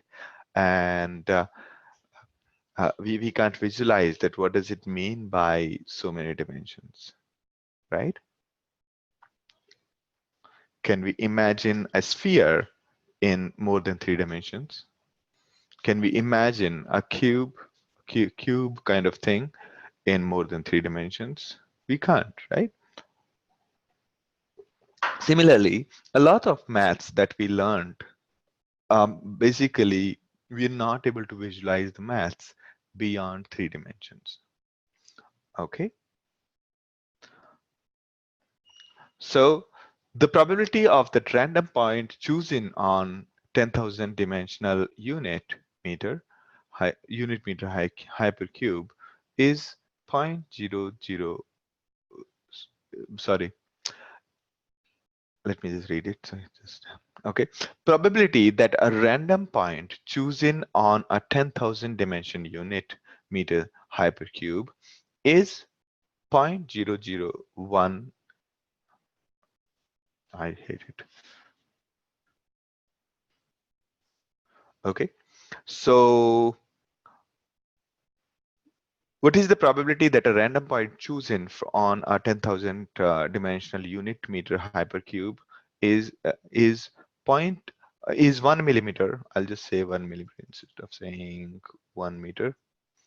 Okay, that'll be better. From the border. Okay, it's actually 99%. Now moving ahead. So if you pick two random points on a unit square, the distance between these 2 points shall be around 0.52. Okay, if you pick 2 points randomly in a million dimension hypercube, the distance between these 2 points will be roughly around this. Okay, again, so again, if you do the computation a similar way on a cube. So another problem related to the cube is that we want to, let's say, pick 2 points, right?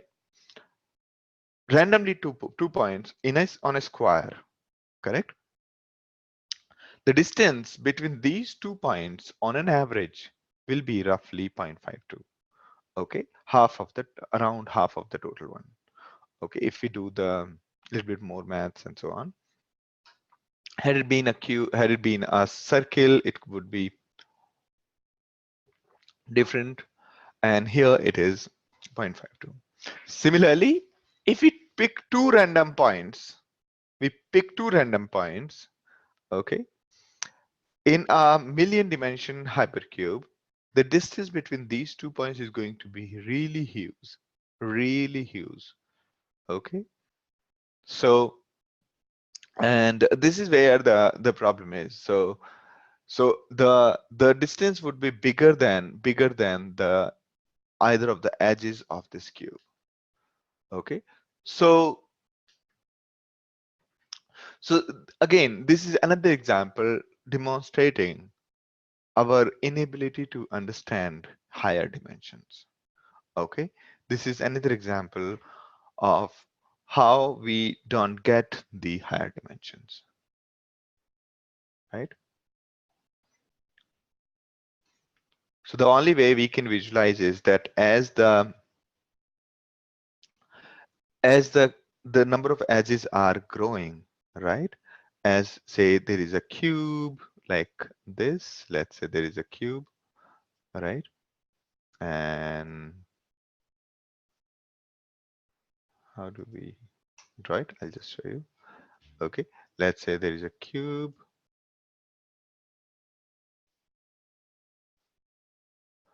Okay,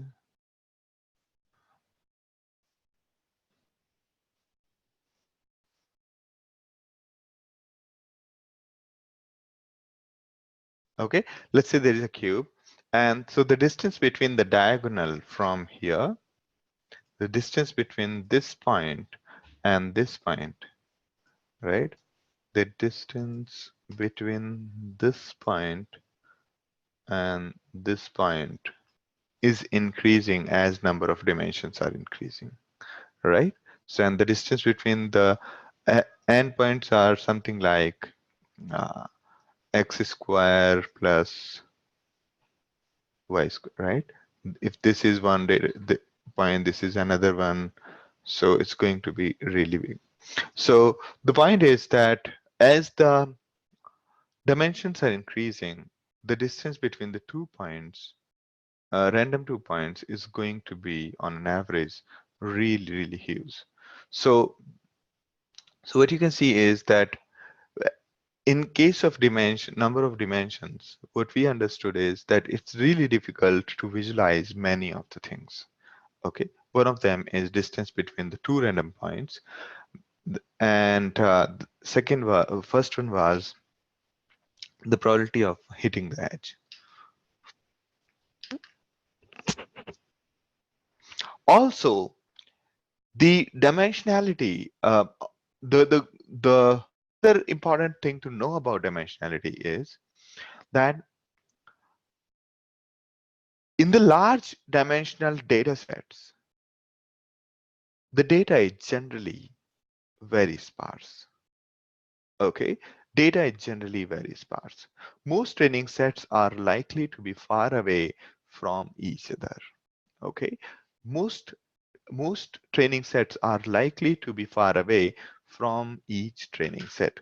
Okay, so how many dimensions were there in MNIST? 784, right? 784. And each pixel is varying from how much? Each pixel is varying from each pixel could go from 0 to 255, correct? So which means the total number of values that are possible is 784, correct? 2 to the power 255 to the power 784, right? That means it is actually really huge number.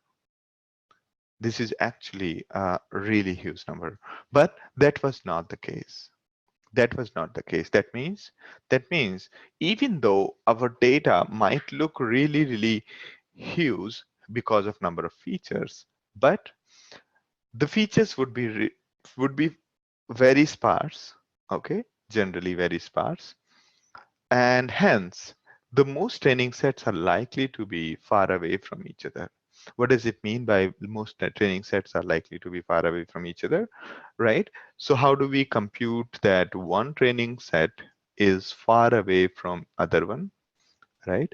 So let's say this is our feature set, correct? This is one feature, second feature, third feature, fourth feature, this second instance, and I'm just marking the features. So I'm just drawing two rows with two columns, right? So the distance between this and this is computed how? We subtract each of the values, right? We subtract each of the values, okay? Then square each of them. We square each of them and then compute the summation of it, okay?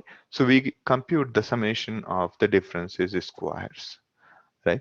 So, so, so mostly in higher dimensions, when the data becomes higher dimensional, the data is generally very sparse, okay? And most training sets are likely to be far away from each other, right? This is in continuation with what we understood earlier. In a hypercube or of so many dimensions, any two random points are anyway going to be far away, okay, from each other. Further, in real world, the data is generally very sparse, and hence there is a chance of cutting down the data, cutting down on dimensions.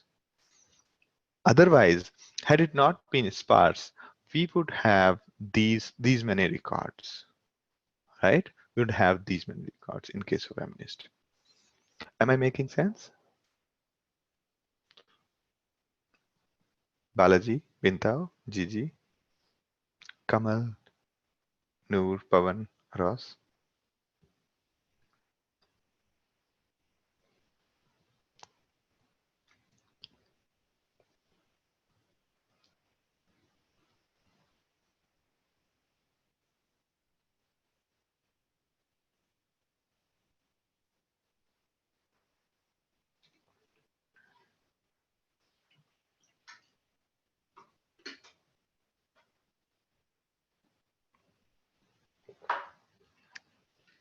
All right.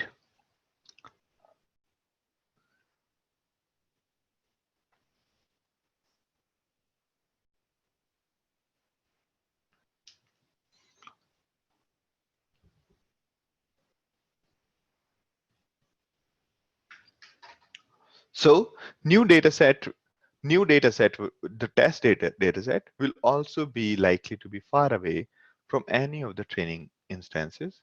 And hence, when your test data set is far away from training, the predictions are going to be less reliable. So more dimensions, the more dimensional the training set is, the greater the risk of overfitting. Okay, so predictions are going to be less reliable.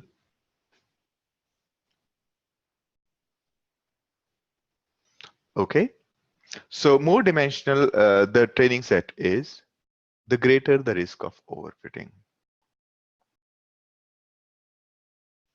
Since the data is far away from the actual, and therefore we will tend to memorize it, and hence there is a risk of overfitting, because since the data is sparse, far away from each other, we can't draw a correlation right away. Therefore the algorithm would try to memorize it, and therefore when the data is sparse, and when the data is sparse because of dimensionality, and there are greater risk of overfitting it. All right, now so how do we reduce the curse? How do we reduce the curse of dimensionality? In dimensionality, meaning how do we reduce the dimensionality? One is increase the size of training set. Okay, now that's something not practical. One way is that because data is so sparse, let's just increase the size. Let's just gather more and more data so that data is no longer sparse, right? So here in this case, ideally we should have got these many records, but we got only 50,000 records. Okay, 255 to the power 784. Okay, which will be more than, I think, number of atoms. Okay, so if we try to gather the training set, we would require more number of data sets than the atoms in a small cube, and hence it does not make sense to gather more training sets, right? So number of instances required to reach a given density grows exponentially with the number of dimensions. Therefore, it is impractical to increase the size of training dataset. We can't really overcome the sparseness of the data by gathering all possible amount of data. Okay. For example, a data set with 100 features will need more training data sets than atoms in observable universe to have the instance of an average 0.1 distance from each other. Okay, so that means it is a huge data. It's impossible scenario. Therefore, we can't reduce the curse of dimensionality by increasing instances. Hence, we reduce the dimensions. Okay. A question from Noor, but in case of MNIST, it's good to have more dimensions to help better recognize the image, otherwise a problem. That's correct. But my question is that this data in case of image, we don't need actually so many dimensions. Okay, I'll show you that hardly 50 dimensions are good enough instead of 780. Okay, and the reason is that if you have so many features, the chances are one feature is so different from another, so away from another, it's a difficulty for algorithm to learn from sparse features. Okay, because one data point is far away from another, and hence the algorithm can't really plot a line between the two so easily. Therefore, the results are going to be very strange. Okay, so it is important to bring the data from sparse to less sparse for having a better prediction. But how can we achieve that? Either we can achieve it by increasing number of instances or by decreasing number of features, right? But if we increase the number of instances, the total number of instances that would be required for significant uh, less sparse data, the number of instances are going to be really high. Therefore, it's impractical to increase instances in order to decrease sparseness. Okay, but we can definitely reduce the dimensions. Okay,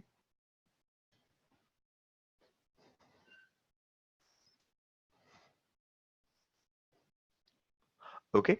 A question from Noor is, I can totally understand the less number of feature importances in terms of regression, but for classification, please guide.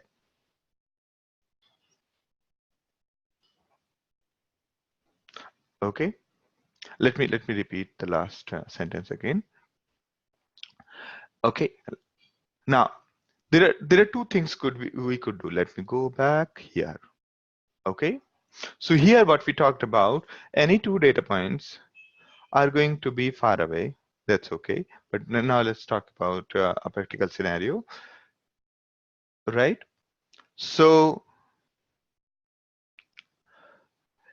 in case of MNIST, if you compute the distance between two pixels, right, to two images, you'll find that they are too far away from each other. They're too far away from each other. And hence, when the algorithm was trying to learn from it, if let's say it's trying to fit the graph between two far away points, right? The the chance of it being trying to draw the line is really going to be bad because the data points are far away, right? So when the data is sparse, the algorithms do not work really well. Okay, now how can we reduce the sparseness? One is by making the data more dense, correct? By having more and more instances, right? But that's impractical because if you want to, let's say, in case of MNIST dataset, the total number of instances to make it really dense would be these many, okay? 255 to the power 784. Or, okay, so to improve the denseness of the data, we can either increase the number of instances or we can decrease the dimensions. Increasing the number of instances is impractical, okay, because increasing means really like number of atoms in the world, right?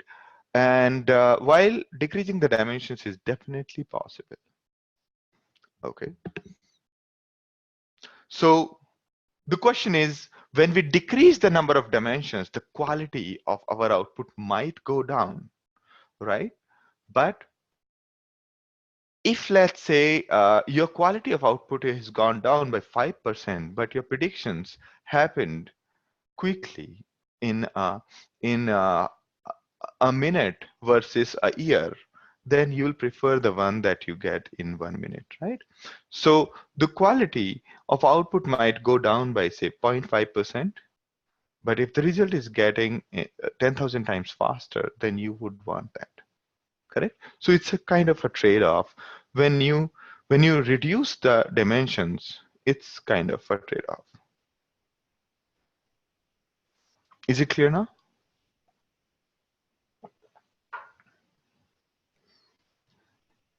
So in simple words, generally, if there are more dimensions, data is sparse, we can either increase the instances or decrease the dimensionality, number of dimensions.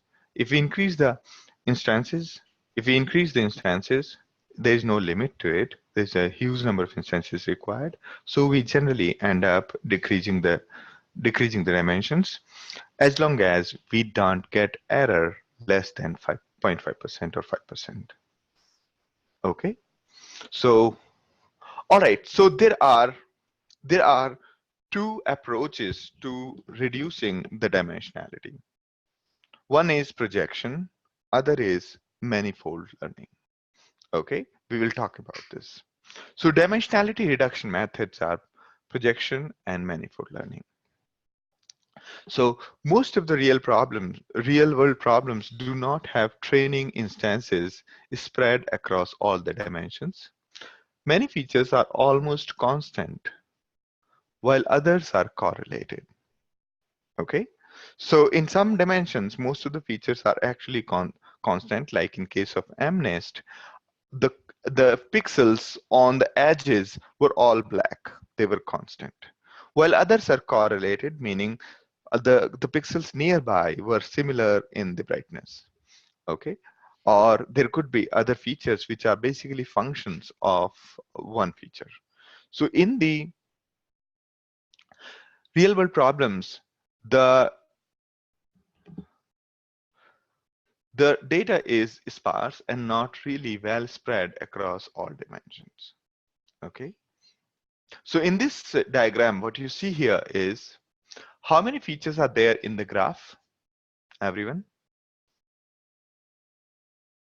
So we have some data in the image. Correct.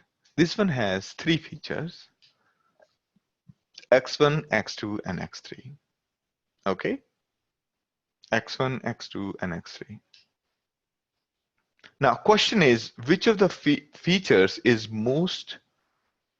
almost constant for all the instances? Which feature is almost constant? X1, X2, and X3?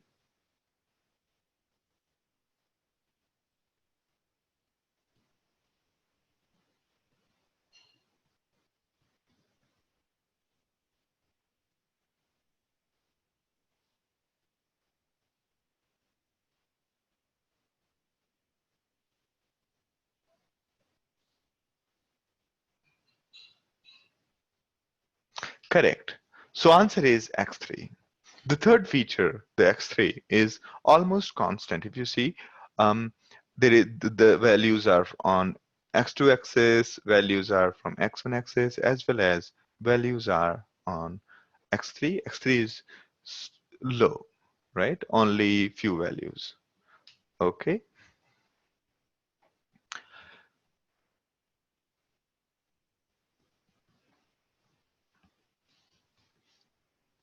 So you can see that this data is actually good enough if we just use 2 dimensions instead of 3 dimensions, right? So what we do is, okay, so not all instances are on the 2-dimensional subspace.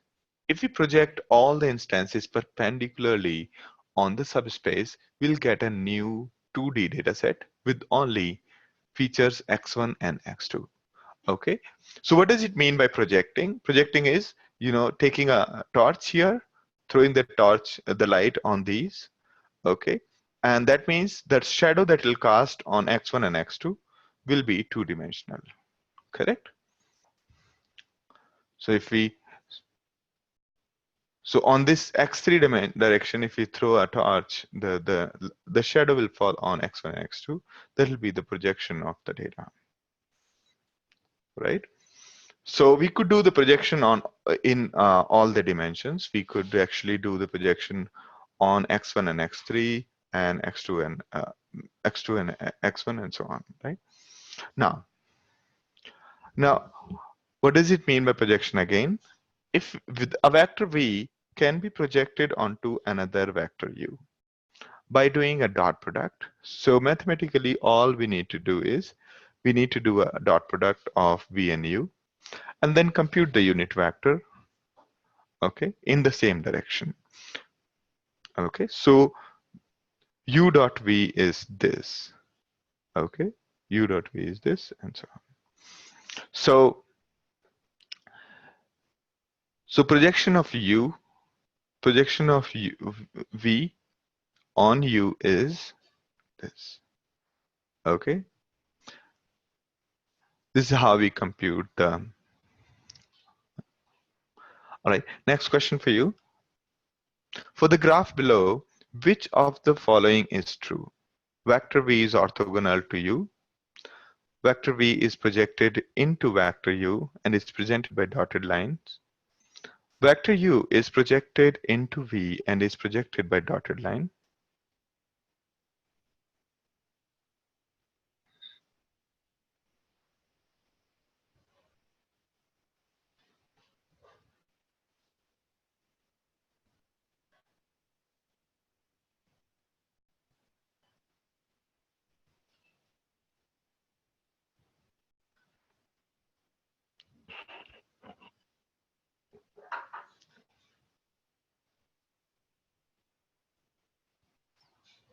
All right, so yes, the answer B is correct. Okay, like we project a vector onto another vector, in the similar way we can project a vector onto a plane by a dot product. Okay, similarly we can also project a vector onto a plane onto another plane. Okay, so if we project all the instances perpendicularly on the subspace, we'll get a 2D data set with features Z1 and Z2. So all we need to do is we will basically project all the instances perpendicularly on the subspace and we get a new 2D data set with features Z1 and Z2.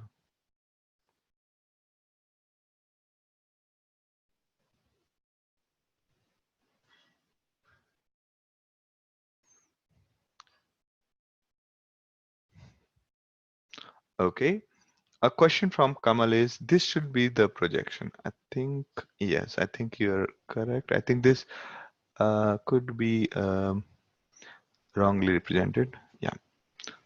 Okay. So V's projection on this is this. So this line is representing that this vector is being projected. Okay. So I think the question could be slightly wrong. Okay. Correct, Kamal. All right. I think he's right.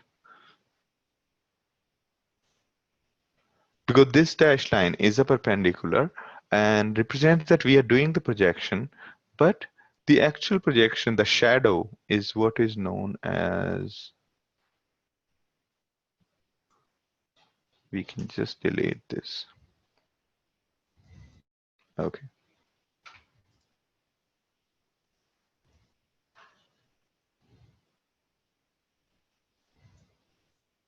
Okay. I think now it will make more sense. Yeah. Thank you, Kamal.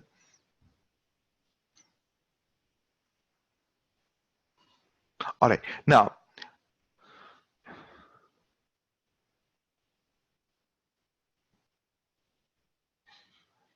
okay. So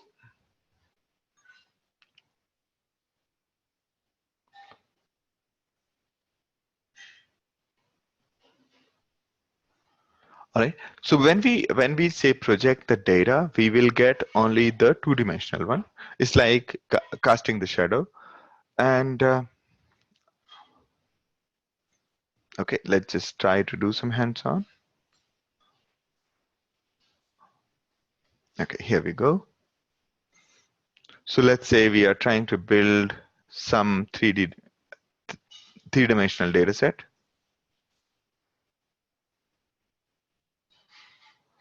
And here is what we are trying to do. Okay, so this is the data set we have. Now we are projecting this on this plane. We're projecting this data on this plane. Okay. And after projecting, we basically get this kind of a data. Okay. So what we did in this notebook is we downloaded 3D dataset, reduced it to two dimensions using PCA algorithm that we'll use in future, define a utility to plot the projection arrows and so on, and plotted the 3D dataset, the plane and the projection arrows, and draw the 2D equivalent. Okay. Now, what we did just now is we basically projected this data on a plane like this. On a plane like this. Instead of projecting it on x2, projecting it on x1, x2 directly, we projected it on a plane which is kind of going through the data. Okay, clear? That's why we are not using x1 and x2 in the final one. We are using z1 and z2.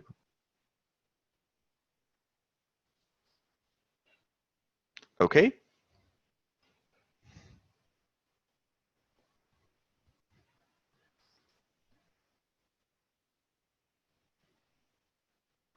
A question from Noor is why we say x3 is constant? Because there is a small amount of variation happening, almost like constant.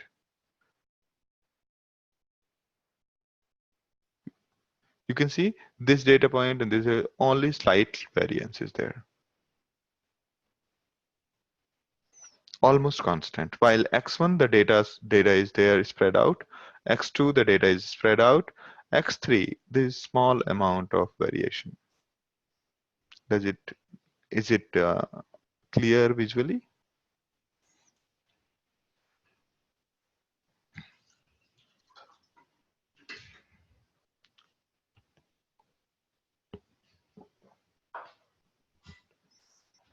No?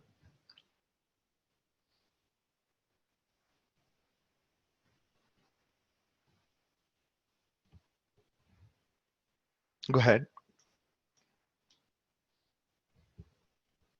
Can we say the similar statement for x2? Not really, because see the data point, this data point has so small x2, right? 0. While this one has how much? More than 1. While x3, the values are kind of constant. If you think about this kind of a plane which is going, and yes, max difference is low. So the interesting part is instead of projecting it directly on x1, x2 plane, what we have done is we have devised a plane which is kind of going through this data, and then we let it go through we basically project it on that plane.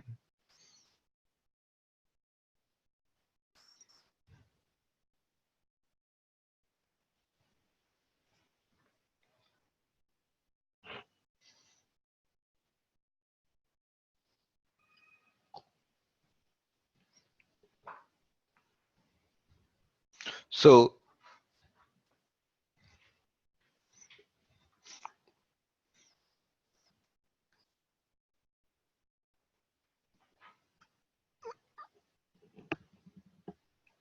that's right, Noor. But is there a mathematical way to reduce which features to eliminate? Yes, that's what we are going to learn as part of PCA, that there is a mathematical way to figure out which feature to eliminate. What we are going to do is we are going to observe variance in each feature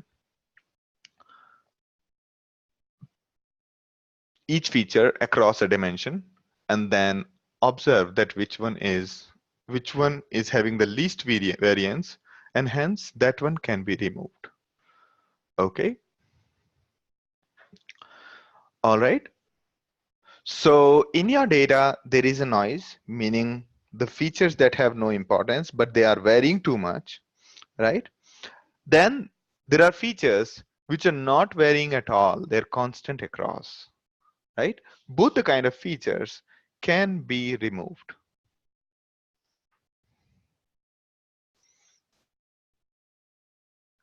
Okay, but we will focus on removing, instead of removing the noise, we'll focus on removing those features which are not varying too much across some dimension. Okay,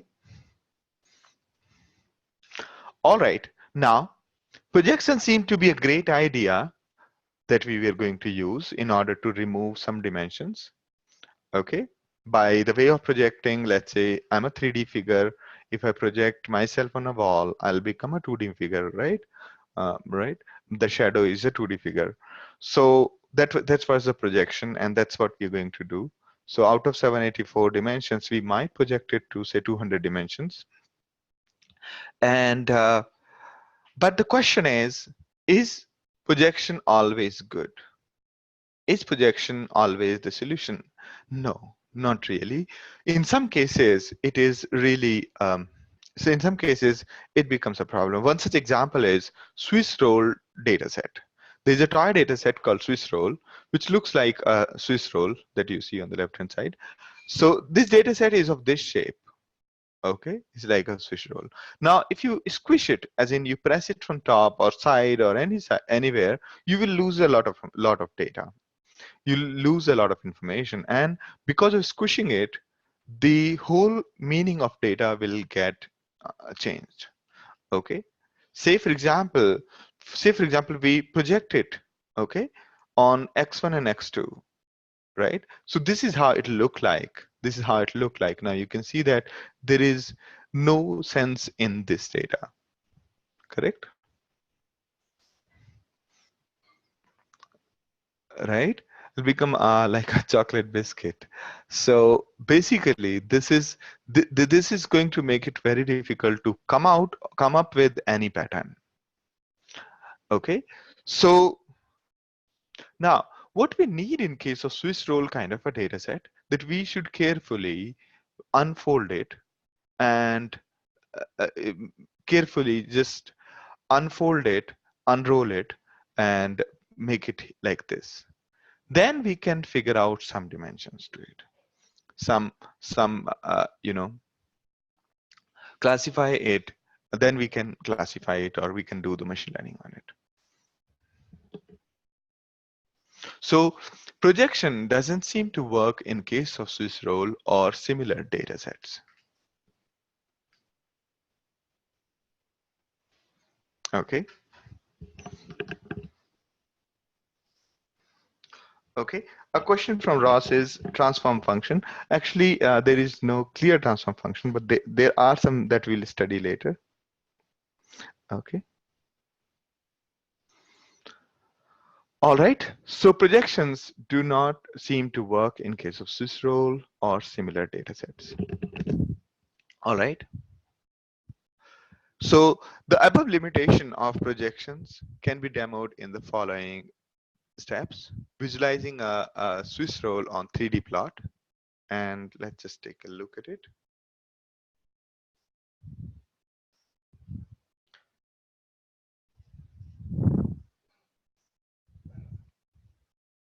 So there is a Swiss roll dataset that we are going to import.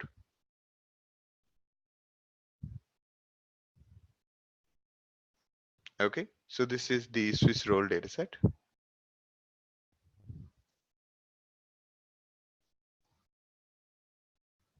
Okay, now, right.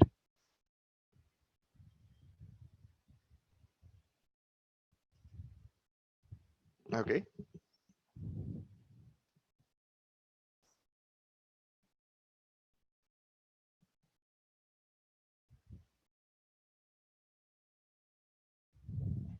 how did we plot it?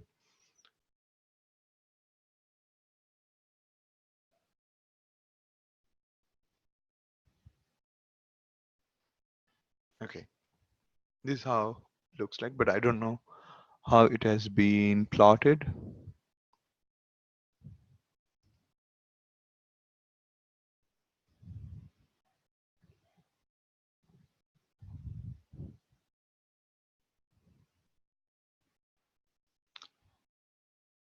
As of now, I'm using the main one. Okay, there are two notebooks. One is copy and other is normal. I need to check which one it is. I'm just using this one right now. Okay, dimensionality underscore reduction. Okay, so what we are doing here is, okay,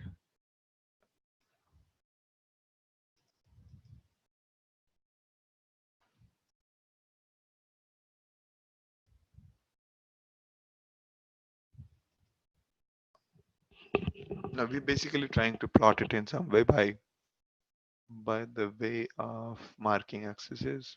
All right.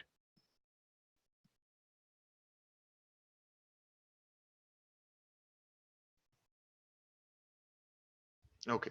So in this one, when we unfold it or unroll it, we can see that the data is kind of has a linear gradient, while here it's more like changing randomly. Correct. Therefore, finding a pattern in this one is easier as compared to the left one,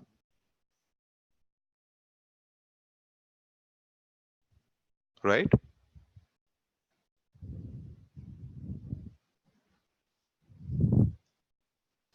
Okay. Now, so Swiss roll is an example of 2D manifold. Okay. 2D manifold is a 2D shape that can be bent and twisted in higher dimensional space. Okay. And so a d-dimensional space is a part of n-dimensional space. Okay.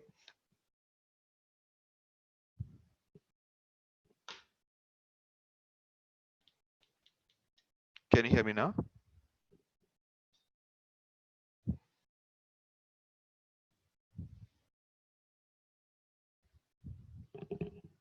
All right. Now, are you able to hear me now?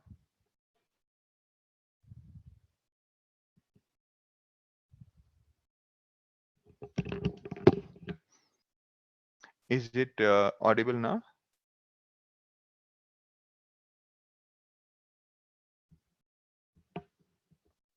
Okay. All right. So for Swiss roll, the d dimensions that we were trying to do,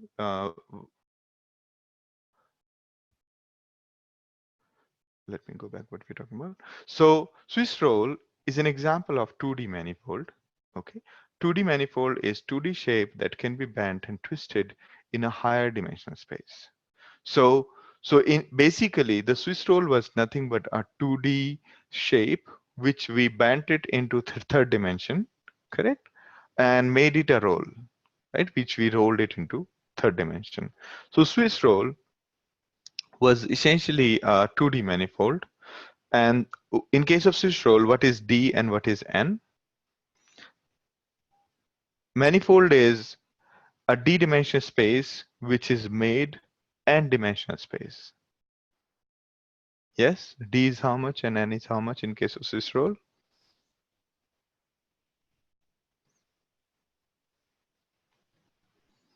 Not clear? Correct. So D is 2, N is 3. That's correct. So many dimensionality reduction algorithms work by modeling the manifold on which the training instances lie. This is called manifold learning. Okay. So many algorithms work by modeling the manifold, okay, on which the training instances lie. All right. So for Swiss roll, we can model the 2D plane, which is rolled into a Swiss roll fashion, hence occupying 3D space, like rolling off a paper. Okay. So in case of manifold learning, it relies on manifold assumption that most of the real-world high-dimensional dataset lie close to a much lower dimensional manifolds. This is observed often empirically. Okay, so the manifold learning basically says that most of the higher dimensional space in the real world are generally um, generally lower dimensional spaces. They are just folded in a certain fashion. Say, for example, when we draw five, when we draw five, when we draw five, it's basically it's a single line, right? It's a single line, and it's kind of folded into a second dimension, right? Similarly, when we draw two, is essentially it's kind of something folded in the two dimension, though it's a single line. Okay, so unlike the image, when you have the photo of a person, then the story is different. Okay, so in case of digits, this is very much true, and this has been observed in many examples, right?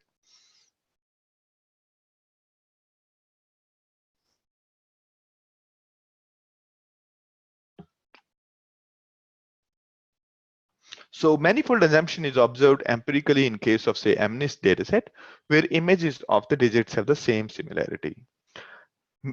Digits are made up of connected lines, borders are white and more or less centered, correct? A randomly generated image would have much larger degree of freedom as compared to the images of digits, right? Hence, the constraint in MNIST images tend to squeeze the dataset into lower dimensional manifold. Okay, so you can see that MNIST dataset is actually kind of a manifold, has is an example of manifold learning or manifold uh, assumption.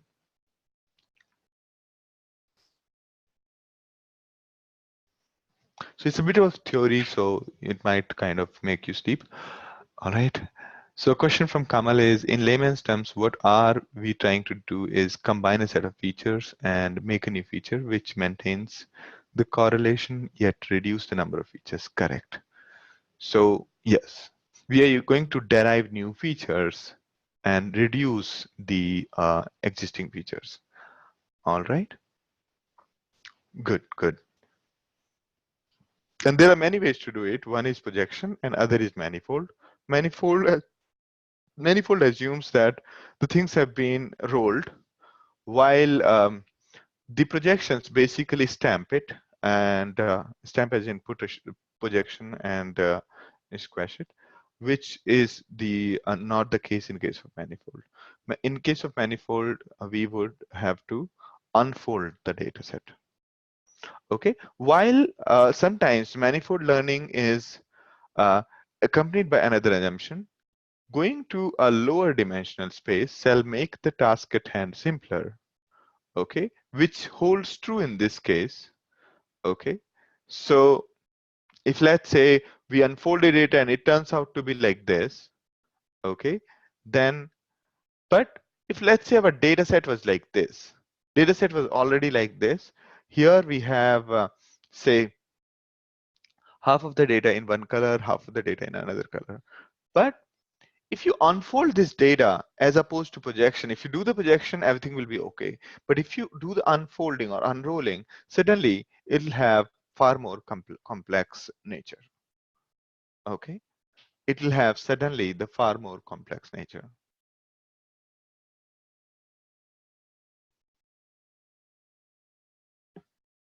All right. So while in some cases the manifold could work pretty well, but in some cases manifold assumption can be wrong. Okay. The previous two cases can be demonstrated in these three steps using a 3D Swiss roll dataset, plotting the case where classification get easier. Let's just show that part. Okay.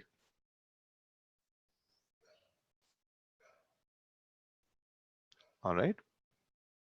So here, this is the diagram where the data was hard to classify. Okay. Well, this was the case where data was easy to classify after unrolling. All right. Now, in case of dimensionality reduction, we talked about two approaches. One was projection, other was manifold. Depends on the data set which should be used, and which generally the dimension reduction leads to better visualization, faster training, though it may not always lead to a better or simpler solution. Okay. It is valid for both projection or machine learning. Okay. Basically, whatever kind of projection you do, it may not always lead to a better quality output, and it's valid for both projection or manifold learning, and it always depends on the data set. Also, we will also learn about lossy part, that we will try to retain the original data set as much as we can before going to dimensional reduction. Okay, so sorry. So whenever we are doing dimensional reduction, be ready for some kind of a loss. So first you should generally try our standard algorithm, the one that we studied earlier. And then in case those are taking too much time, then you can go ahead with with dimensionality reduction, Okay. All right. So let's start with our first approach called PCA. Is the most popular dimensionality reduction algorithm. The idea is to find out a hyperplane that lies closest to the data.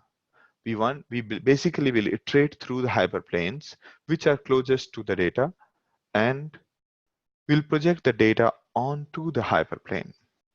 Okay, the question is, how do we select the best hyperplane to project the data set into? So, so we'll select the axis that preserve the maximum amount of variance and lose less information than other projections. So this is a very important point. So let me demonstrate it. Let's say you have this kind of data. It's a two-dimensional data set which has x1 and x2 values. It can be projected in many dimensions. Okay, it can be projected on this, on this, on this. If it is projected on, say, this line, meaning, let's say we put a torch perpendicular to this one, right? Perpendicular to this one. So the shadow it will cast will be looking like this. You can see. Okay. If we project it on C3, on this line, dashed lines, okay, so the kind of data we'll get is this, correct? But if we project it this across this line, right, C2, then it'll leave a very small spot.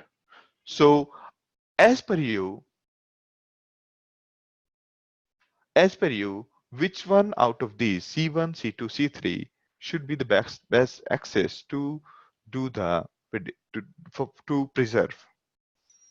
Sorry, which one will you choose out of C1, C2, C3 as the best access?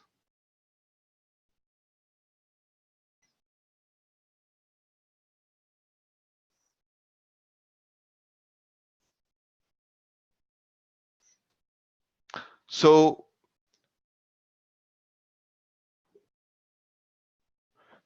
if we keep C2, what will we see is that lot of data has become small data. Our data has suddenly is varying from zero point 0.1 minus 0.25 to 0.25, correct?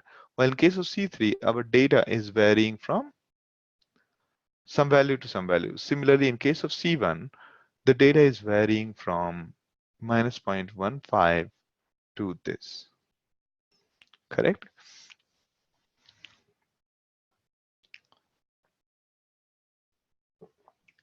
So do we conduct an exam where everybody gets similar marks, or should we conduct an exam where the people would get a huge difference of marks? Let's say we have 1,000 people to test, where and we would like to conduct an exam so that we could, understand people's learning better. Okay, and we have many questions to ask. So we'll generally consider the one which has more variance, right? So, or let's say we have, we are looking at learning something, right, about data or about people. So if we just surrounded by the instances or surrounded by the people from a very small variance, as in all of us are belonging to the same kind of education background, then our learning about human behavior will be very, very, very low. Correct? Similar. So we want to take a look at the data or instances which are widely separated, right? Which are basically they should be spread out, not narrow. Okay? They should not be just too spread out, too sparse, but they should be they should be varying quite much. Vinta, did it make sense to you? So what will be your answer now? Would you like to change your answer?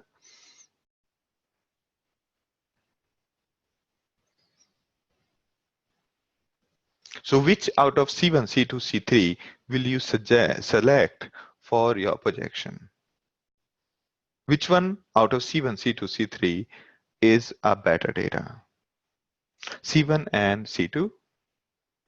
Which one is varying more? C1 or C2?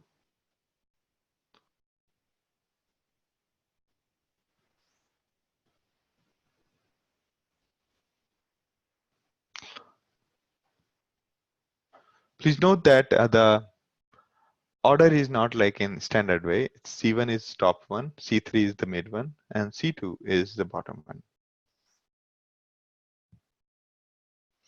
Okay, great, great. So basically,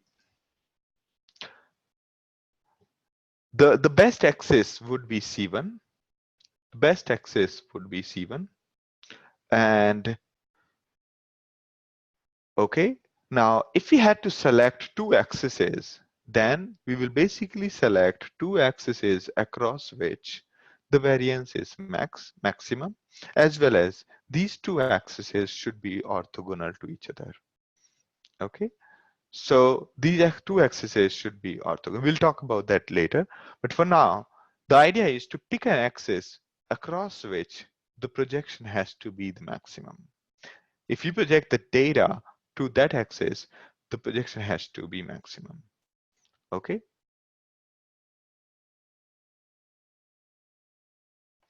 All right. Another way to say is the axis that minimizes the mean squared distances between the original data set and its projection onto the axis. Okay. So basically, all we are trying to do is we want to take a better look at data, right? If let's say you take a look at, you project the torch on some object in such a way that it only makes the shadow really like a dot. Will you project it that way? Can you identify anything from the dot? No, right? So let's say you have a pan and you want to project it, a torch on it, such that we should be able to figure out what image is this, right? So like when we are drawing a pan, we always draw it in a way that the maximum area of the pan is visible on 2D paper, right? We don't draw the top of it. We don't draw the bottom of it. We draw the we draw the pan in such a way that maximum amount of feature should be visible as part of the image, correct? So if we are drawing something, we generally consider the light from that direction where the variance of that object is maximum. All right. So the same thing we are going to do here as well. We have been doing it since childhood, the same thing. It's just that mathematically we don't know how to do that. Okay. So, all right. So you can take a look at it. All right. So how do we select the best hyperplane? We use PCA. PCA basically identifies the axis that accounts for largest amount of variance. Okay, that's called first principal component. Then provide the second orthogonal to the first one, which accounts for second largest, and so on. And we keep on doing that. So unit vector that identifies the ith axis is called ith principal component. First principal component is C1, C2, C3. And C1 is orthogonal to C2, and C3 will be orthogonal to both C1 and C2, and so on. Hence, uh, the C3 will be orthogonal to both C1 and C2. Okay, and imagine a 3D space for a minute. That will give you clarity. So we are basically given a 3D data. We are coming up with our own axes in such a way that we get the maximum variance. Okay. All right.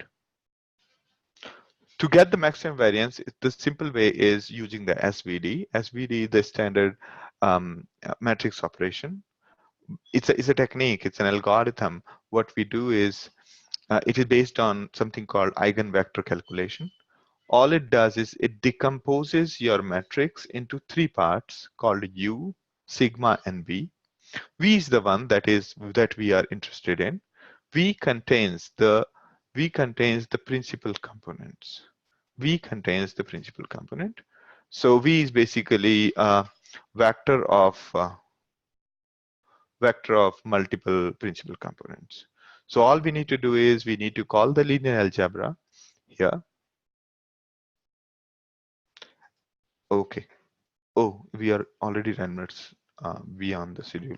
All right. So no worries. So we'll continue from here. Okay.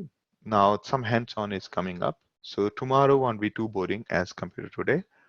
And sure, we would love to continue tomorrow. And a quick question to all.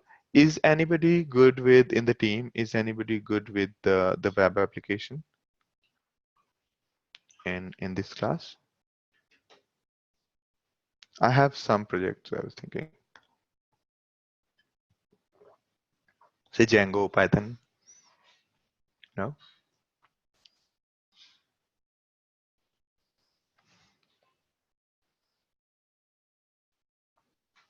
Django, Python, yeah.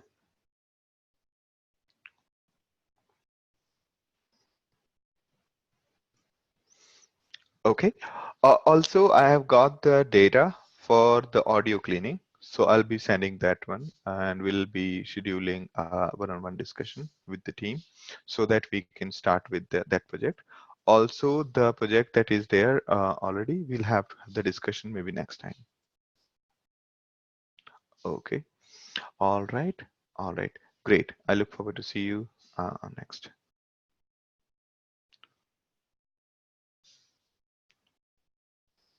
Bye-bye. Have a good day.